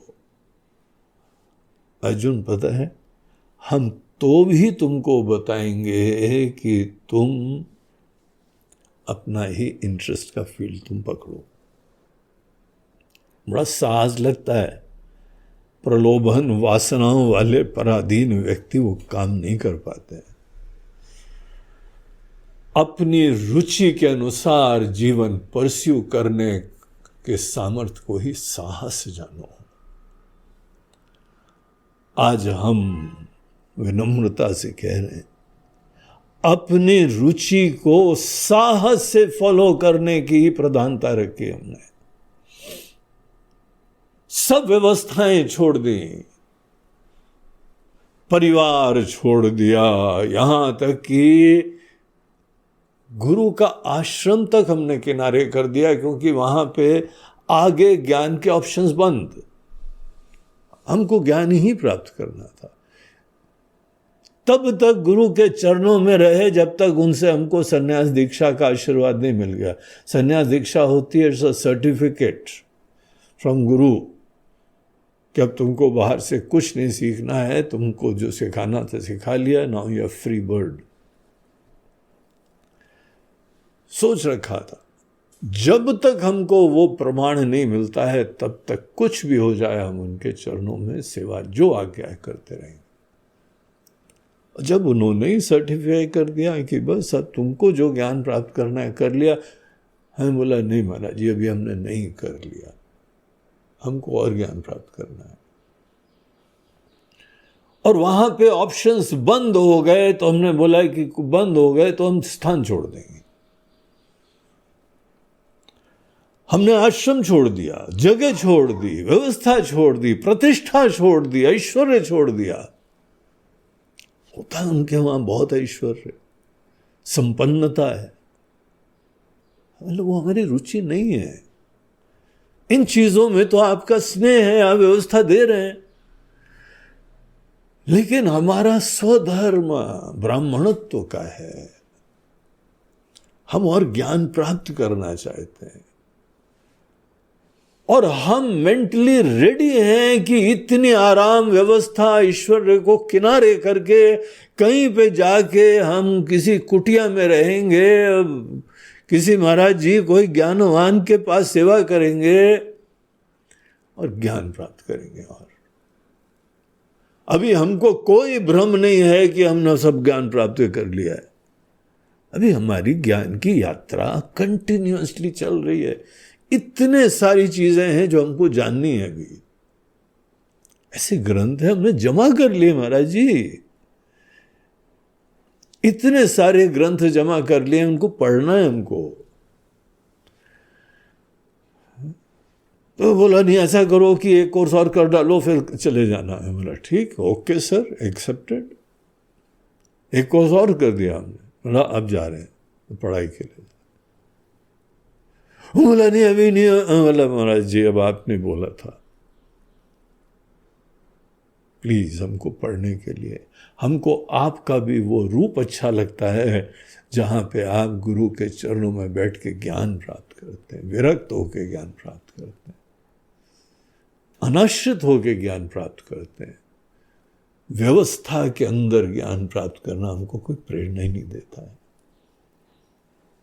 व्यवस्थाएं तो हमारे, अगर आपके ज्ञान के अंदर बल है तो हम ये सब उत्पन्न कर लेंगे, कोई बहुत बड़ी बात थोड़ी है। असली बात हम व्यवस्था की उत्पत्ति, संपन्नता, आश्रम बनाना, हम उसको महत्वपूर्ण नहीं समझते, खुद प्रबुद्धता को महत्वपूर्ण समझते। यही हमारा स्वधर्म है। हम अपने स्वधर्म के प्रति निष्ठ रहेंगे और सब चीजें छोड़ देंगे। छोड़ने का चेष्टा भी नहीं होती है, प्रयास भी नहीं होता है। अर्जुन, अगर हम दूसरा काम अच्छी तरह से करने लगे हैं, ये भगवान कह रहे हैं, हमारे गीता कह रही है, हमारे शास्त्र कह रहे हैं, श्रेयान स्वधर्मो विगुणः, हमारा अपना जो फील्ड है उसमें हम बहुत संपन्न आदि नहीं होंगे। यही व्यवहारिक विगुणता, व्यवहारिक दृष्टिकोण से प्रसिद्धि नहीं है, ऐश्वर्य नहीं है। अगर हम अपने इंटरेस्ट को फॉलो करते हुए इतने ऐश्वर्य की प्राप्ति नहीं भी करेंगे और दूसरा काम करते हुए हमको बहुत सारे ऐश्वर्य और संपन्नता मिल जाएगी। भगवान बोलते हैं अर्जुन, तो भी हम तुमको सुझाव देंगे। अर्जुन, बुद्धिमत्ता अगर आध्यात्मिक विकास का लक्ष्य है ना, तो निसंकोच परधर्म और उसके पैकेज और उसके पर्क्स को, जैसे जॉब होती है ना, जॉब में पर्क्स होते हैं, गाड़ी भी देंगे, घर भी देंगे, प्रमोशन भी देंगे, ट्रैवल अलाउंस भी देंगे, और तुम्हारे घर वालों के लिए हम मेडिकल अलाउंस भी दे देंगे। ये सब प्रलोभन होते हैं, पर्क्स होते हैं पकड़ के रखने के लिए। तुम ही काम करो। ये गूगल के देखिए, वहाँ पे कितना पैसा देते हैं, बेटा तुम बने रहो, तुम चिंता मत करो, हम तुमको ये भी दे देंगे, वो भी दे देंगे, ये भी दे देंगे। ये एमएनसी जो है ना, करोड़ों में देती है। तुम्हारे ऐसे बंदे लोग, सच्चे लोग, निष्ठावान लोग, वो बस मिलते रहे। छुट्टी के लिए भी चले जाना, अपने इंटरेस्ट को परस्यू भी कर लेना, लेकिन तुम बने रहो। भगवान बोलते हैं परधर्म, जो परधर्मात् स्वनुष्ठितात्, यहां पे लोकल एक्लेम प्राप्त हो जाएगा। लौकिक दृष्टिकोण से तुमको ख्याति, प्रसिद्धि, ऐश्वर्य मिल जाएगा, लेकिन तुम अपने इंटरेस्ट को परस्यू नहीं कर पाओगे, फुल टाइम नहीं डेडिकेट कर पाओगे। ऐसी जगह दिमाग लगा रहे हो जहां पे तुमको at the first opportunity you like to give it up. एक फौजी सज्जन थे, वो डॉक्टर बनना चाहते थे, लेकिन एडमिशन नहीं मिला मेडिकल कॉलेज में। अब यंगस्टर को कोई ना कोई जॉब तो चाहिए ना, तो उसको एडमिशन मिल गया फौज में। बोला ठीक, हम फौजी बनेंगे। तो फौजी बना, खूब अच्छी तरह काम करा अपना। एक बार सरकारी नौकरी में चले जाओ तो व्यवस्थाएं मिली जाती हैं, तो बढ़िया उसका जो है इनिंग्स रही, और उसको आराम, व्यवस्था, पर्क्स, पेंशन्स और सब बेनिफिट्स, रिटायर्ड लोगों के लिए भी, एक्स सर्विसमैन के लिए भी बहुत सारी व्यवस्थाएं होती, सब मिल गई। उन्होंने पता फर्स्ट चीज क्या करी, जाके कहीं से बिहार से जाके वो एक सर्टिफिकेट बनवा के लाया, होम्योपैथी डॉक्टर का।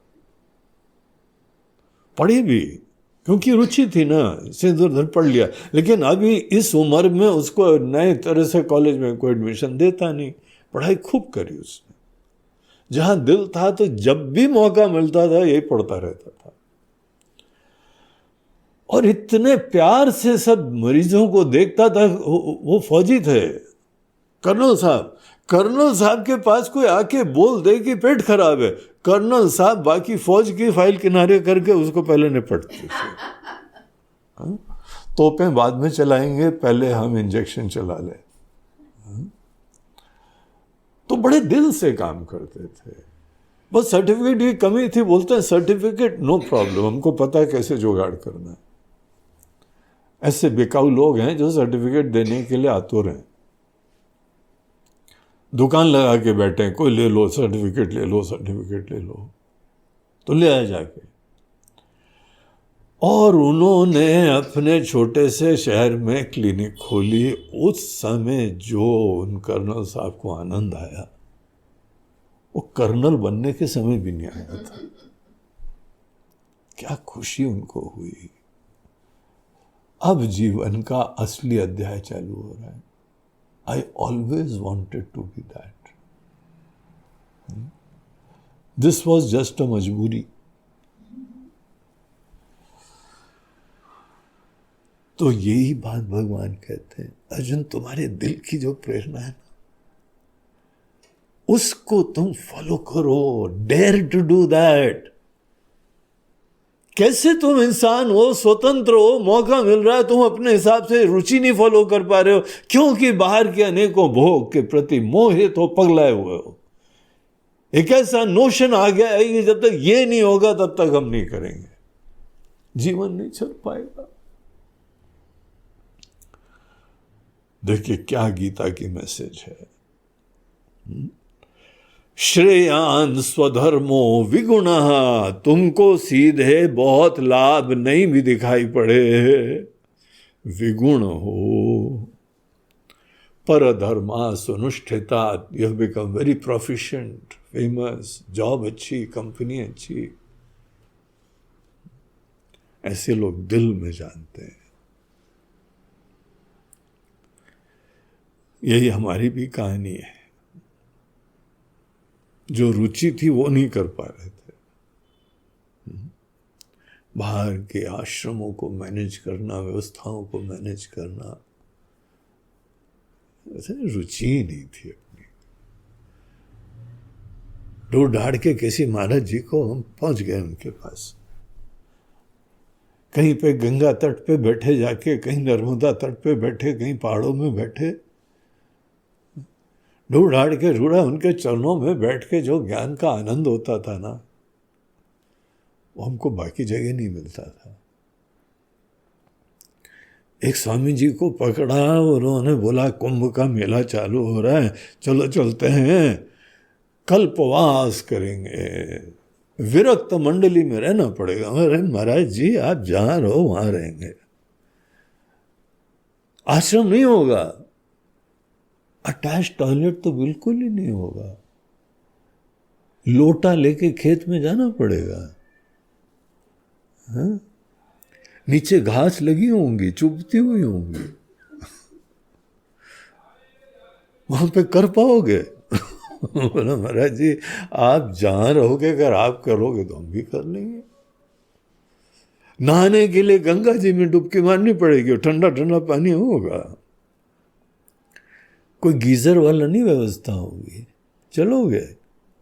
बोला महाराज जी यस सर।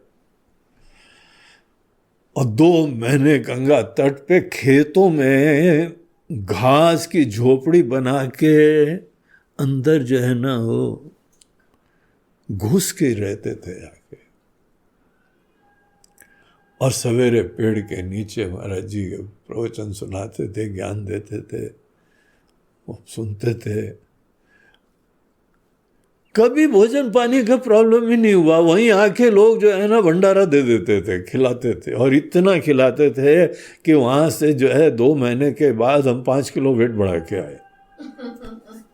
सोचो तो, जंगल में रह रहे हैं, खेत में पड़े हुए हैं, और तो भी खाने पीने, फोकट का टेंशन होता है, खाने पीने का जुगाड़ कैसे करो। कभी छोड़ के देखो तो, सब भगवान कर रहे हैं, फोकट का बोझा अपने ऊपर कि हम कर रहे हैं।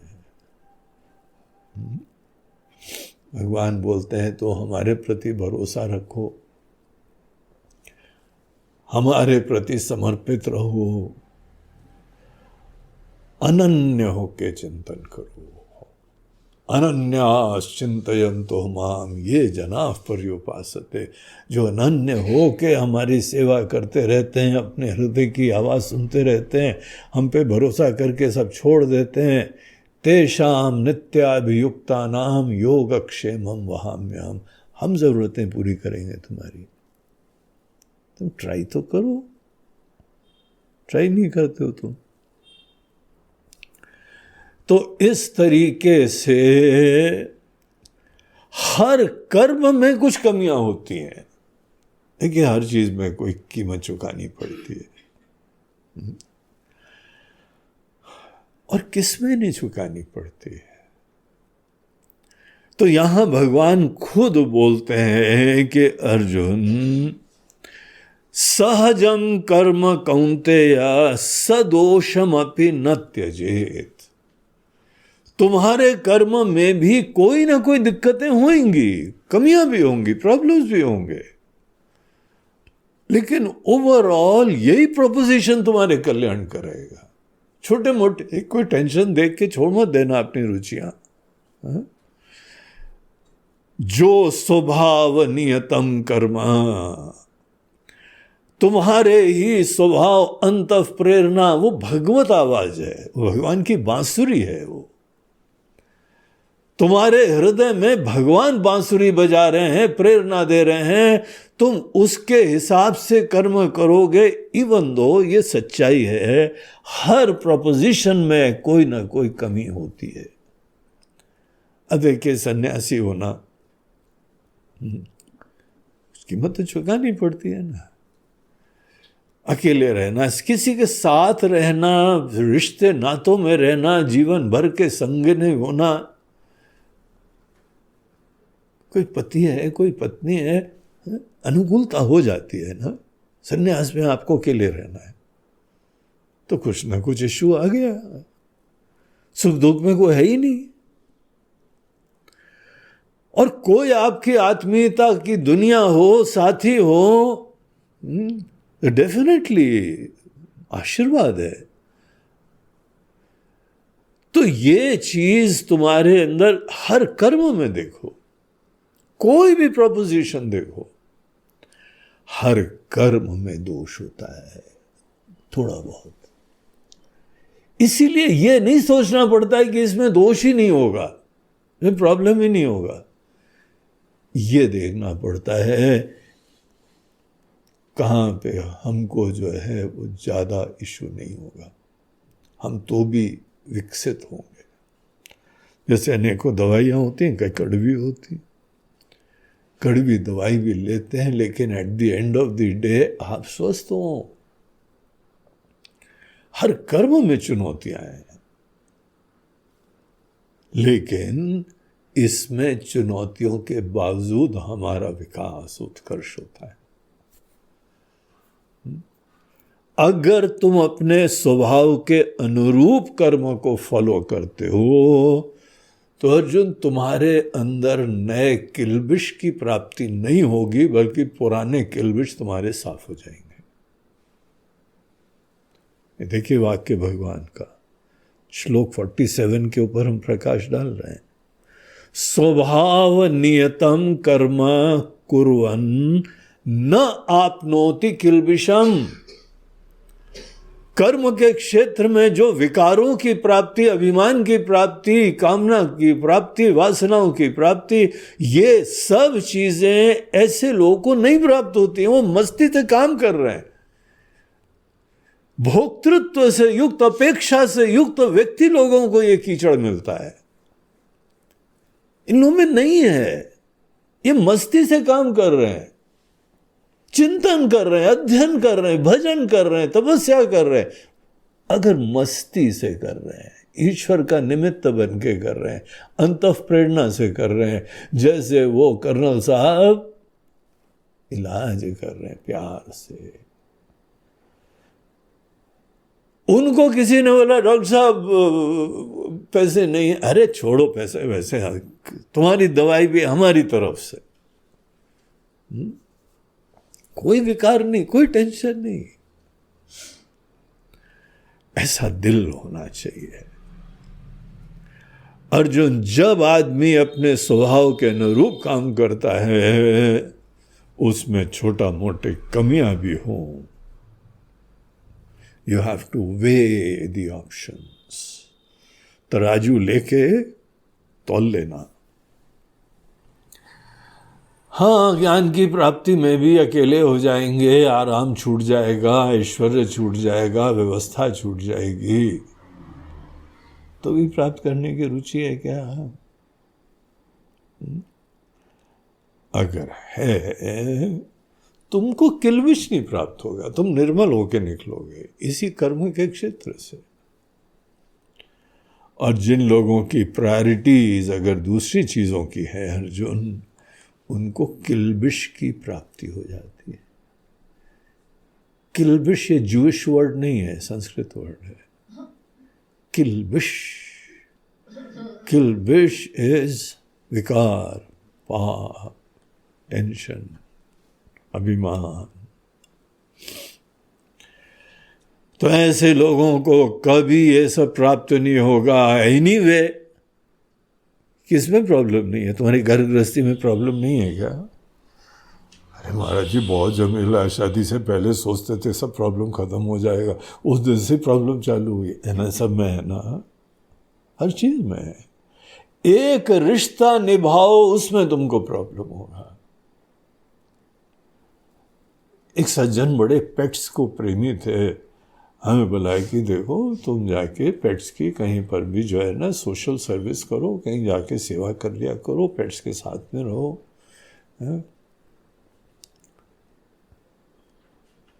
खुद पालने में बड़े झमेले हैं, ध्यान रखना। तुमको सदैव पालने की जरूरत नहीं होनी चाहिए। पेट्स के प्रति प्रेम हो, ऐसे ऑर्गेनाइजेशंस हैं जो कि एनिमल को सपोर्ट करते हैं, सेवा करते हैं, और अनाथ को वहाँ पे ले भी लेते हैं, उनके देखभाल करते हैं, बीमारी की व्यवस्था करते हैं।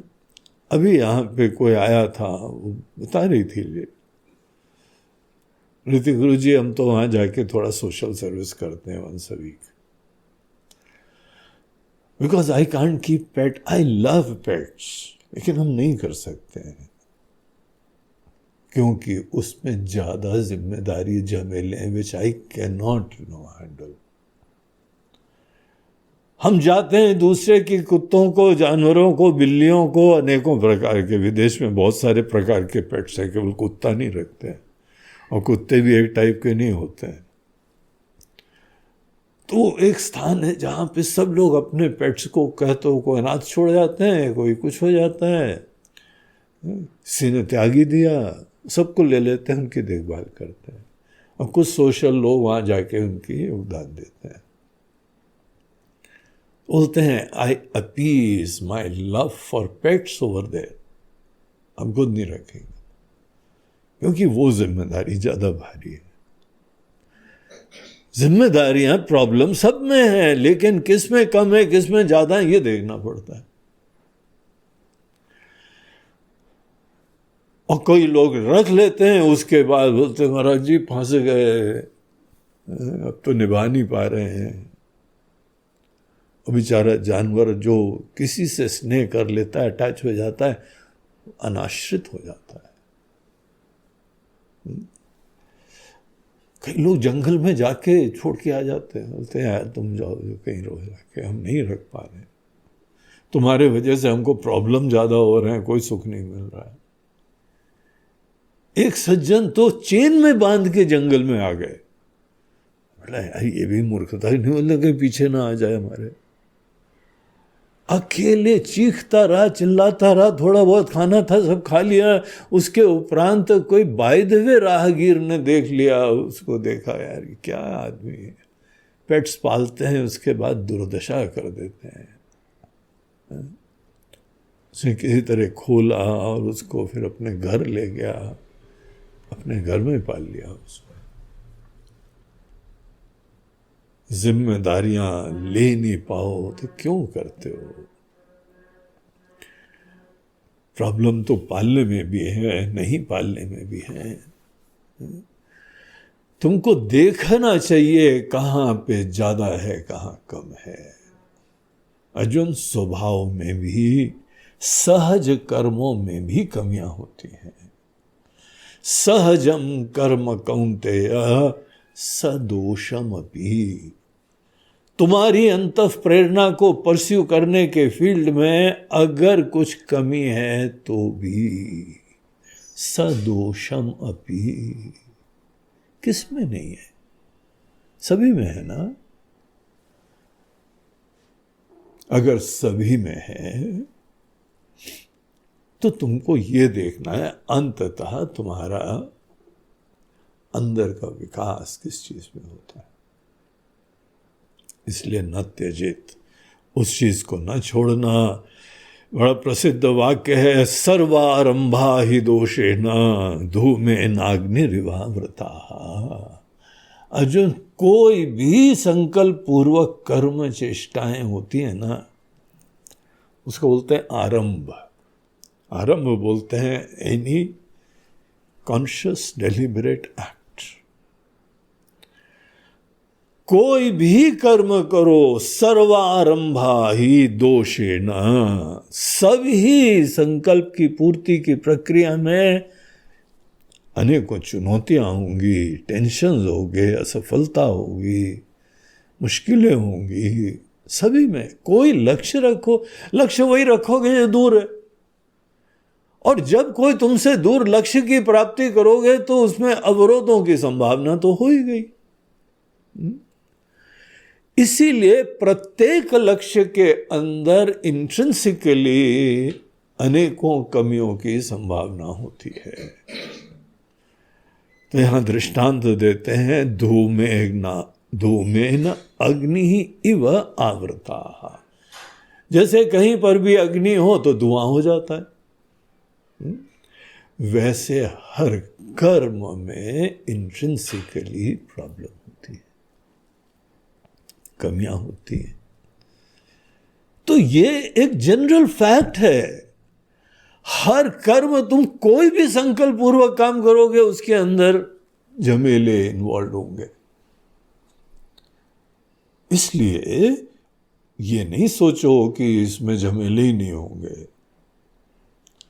हाँ, जब तुम अपने ही अंतः प्रेरणा के अनुरूप जहां दिलो जान से समर्पित हो सकते हो, उस चीज को अगर फॉलो करते हो तो ये कहीं एनी डे ये ज्यादा कल्याणकारी चीज है। इसीलिए सहजम कर्म कौन्तेय सदोषम अपि न त्यजेत, इसको नहीं छोड़ना। हम तो पहले से बता रहे हैं कि कुछ परेशानियां होंगी। ये थोड़ी है कि अरे गुरु जी आपने बता दिया वो ले लो संन्यास, तो हमने ले लिया, उसका तो बड़े झमेले। आपको बताना चाहिए था, हम पहले से बता रहे भैया।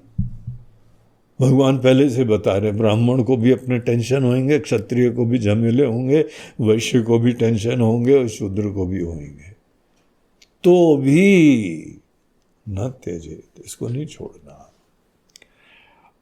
तो यहाँ पे 49वें श्लोक में देखिए, आगे हमको इससे ले जाते हैं।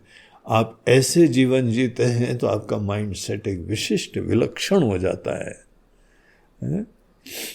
और तब आप ज्ञान के लिए तैयार होते हैं। बर्तन मांज लिया गया, मन निर्मल हो गया है, जो ऐसे होता है। तुम जल्दीबाजी में छोड़ छाड़ के घर वालों को धमका के निकले, जा रहे हैं संन्यास ले, से कुछ नहीं होता है। तो यहाँ पे देखिए, हम लोग ये श्लोक पढ़ लेते हैं, आगे के 2 श्लोक। श्लोक नंबर 49, चैप्टर नंबर 18, यहाँ पे हम लोग हैं। तो 18वें अध्याय का 49 और 50 श्लोक की चैंटिंग करेंगे। किताब खोल लो, हम यहां बोलेंगे तो आप उसको रिपीट करना। असक्त बुद्धि सर्वत्र, असक्त बुद्धि सर्वत्र, जितात्मा विगत स्पृहः, जितात्मा विगत स्पृहः, नैष्कर्म्य सिद्धिं परमां, नैष्कर्म्य सिद्धिं परमां, संन्यासेनाधिगच्छति, संन्यासेनाधिगच्छति, सिद्धिं प्राप्तो यथा ब्रह्म, सिद्धिं प्राप्तो यथा ब्रह्म, तथाप्नोति निबोध मे, तथाप्नोति समासे नैव कौन्तेय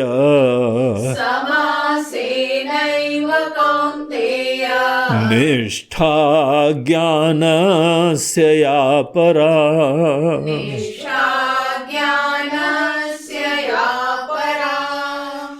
हाँ, हम लोग का टाइम तो काफी हो गया है आज, तो इसीलिए ये हम लोग श्लोक नेक्स्ट टाइम के लिए रखते हैं।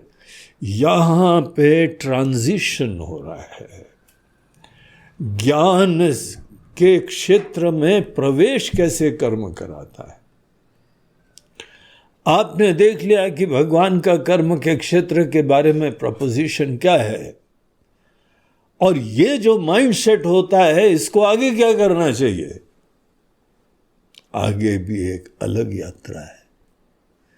केवल भगवान के निमित्त होके प्यार से जो तुम्हारी रुचि है उतना काम कर लिया है और सतत भगवान को अर्पण करते रहो, सबका कल्याण हो, सबका जो है विकास हो, ये सब बहुत अच्छी बात है, लेकिन this is not the be all and and all of life.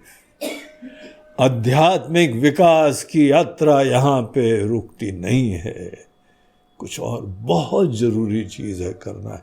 अभी तो बर्तन साफ हुआ है, आगे क्या करना है,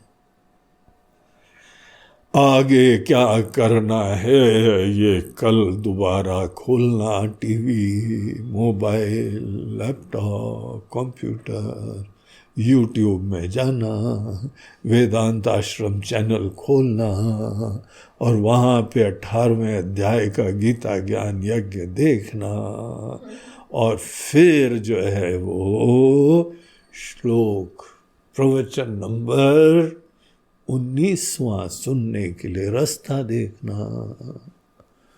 उसमें ये टॉपिक हम चालू करने वाले। नमः पार्वती पते हर हर महादेव। नर्मदे हर बोलो गंगा मैया की जय। आज का ज्ञान यज्ञ के हमारे यजमान 3 लोग हैं। पहले हैं मुंबई के श्री पंकज कोतवाल और उनकी श्रीमती छाया कोतवाल। तो पंकज भाई और छाया बहन, वो लोग पंकज भाई की माताजी लीला बहन कोतवाल, उनके श्राद्ध के पर्व में उनका जो है यह 9वीं का श्राद्ध है। तो 9वीं तिथि की श्राद्ध को वो अपनी स्वर्गीय माता की याद करते हुए उनके प्रति अपनी श्रद्धांजलि अर्पित कर रहे हैं और इस कार्य के लिए ज्ञान यज्ञ में आहुति दे रहे हैं। ज्ञान यज्ञ में आहुति देना, ज्ञान के कार्यक्रम ऐसे जो है सब चीजों में भी अपनी आस्था का परिचय देना होता है। ईश्वर की यही यहाँ पे सबसे बड़ी कृपा होती है कि हमको भगवान का ज्ञान प्राप्त हो। इसीलिए ज्ञान यज्ञ में आहुति देते हुए अपनी माता जी के लिए भी भगवान से प्रार्थना करते हैं उनका सदैव मंगल हो। उन्होंने पूरा जीवन समर्पित करके परिवार की देखभाल करी, उनका स्नेह बचपन से आपको प्राप्त हुआ और आज आप बड़े मीठे संस्मरणों से उनको प्रणाम कर रहे हैं। और सदैव से दिवंगत लोगों का आशीर्वाद उनके स्वजनों के ऊपर बना रहे, यही आपकी भावना है। हमारी भी ऐसी सुंदर भावना के लिए आपको आशीर्वाद और ईश्वर से आप दोनों के लिए प्रार्थना है। दूसरे एक सज्जन हैं गुरुग्राम के नीरज माथुर जी और उनकी श्रीमती जी अनीता माथुर। तो नीरज माथुर, अनीता माथुर ये बड़े धर्मनिष्ठ व्यक्ति हैं। नीरज जी पहले BARC के अंदर एक वैज्ञानिक की तरह से कार्यरत थे और उनका एक लड़का था, उसका नाम था शिवम। नाम ही कितना अच्छा रखा था, शिवम। तो शिवम की कोई जो है वह बीमारी के कारण उसके अल्पकाल में मृत्यु हो गई। वो भी शादीशुदा था, उसके बच्चे थे। लेकिन इन्होंने बहुत कोशिश करी, लखनऊ से गुरुग्राम में शिफ्ट होकर इलाज के लिए वहाँ पर भी चले गए थे, लेकिन वही जो राम रचि रखा, ईश्वर की वही इच्छा थी, इसके प्रारब्ध कर्म खत्म हो गए और शिवम को ये दुनिया छोड़ के जाना पड़ा। लेकिन इतना अच्छा उसका जीवन था कि उसके जाने के बाद भी उनके समस्त स्वजन उसकी बहुत यादों में युक्त रहते हैं और आज भी उसके लिए प्रार्थनाएं कर रहे हैं कि बेटा आप जहाँ रहिए, सदैव हमारी शुभकामनाएं आपके साथ में। तुम यहाँ बड़े अच्छे लोगों को छोड़ गए हो, सभी ऐसे ही मूल्यों से युक्त हैं जैसे तुम युक्त थे। अच्छा बेटा, तभी तो याद करता है कोई, है ना। तो शिवम के लिए भी हमारी प्रार्थना है। आप का परिवार जो यहाँ पे है, जितना जीवन है, जितना प्रारब्ध है, आप ऐसे ही सत्मूल्यों से युक्त होके, महान प्रेरणाओं से युक्त होके आप जो है वो जीवन जीते रहे हैं ईश्वर के निमित्त बन के। तो आप लोगों का भी जो है लिए हम प्रार्थना करते हैं, आशीर्वाद देते हैं। और शिवम की पुण्यतिथि नवमी की है। और तीसरे हमारे अच्छे बड़े प्रिय भक्त हैं, बड़े अच्छे शिष्य हैं, हर्षवर्धन जाजू और उनकी पत्नी नम्रता जाजू। ये दोनों लोग हर्ष के स्वर्गीय पिताजी श्री रामकृष्ण जाजू, तो वो अपने पिताजी के श्राद्ध के समय उनको आज इसी नवमी तिथि को वो प्रणाम करते हुए उनके ही मंगल, उनके कल्याण, उनके ऊपर ईश्वर का सदैव आशीर्वाद बना रहे, इसी भावना से वो आज का श्राद्ध संपन्न कर रहे हैं। ये ज्ञान यज्ञ के लिए आहुति दे रहे हैं। हर्ष बहुत ही नियमित रूप से प्रत्येक प्रवचन का श्रवण करते हैं, बाद में कमेंट्स लिखते हैं और कमेंट्स में भी दिखता है कि वो मूल पॉइंट को बहुत अच्छी तरह पकड़ते हैं। तो आपके ऊपर निश्चित रूप से आपके समस्त पूर्वजों की बड़ी कृपा है, ईश्वर की भी कृपा है और गुरु का भी आशीर्वाद है। सतत इसी पथ के ऊपर आध्यात्मिक विकास के लिए भगवान जो बताते हैं, तो गीता को इसी तरह से अच्छी तरह से पढ़ के एक एक अध्याय को गीता के मुख्य संदेश के तात्पर्य का निर्णय करना चाहिए।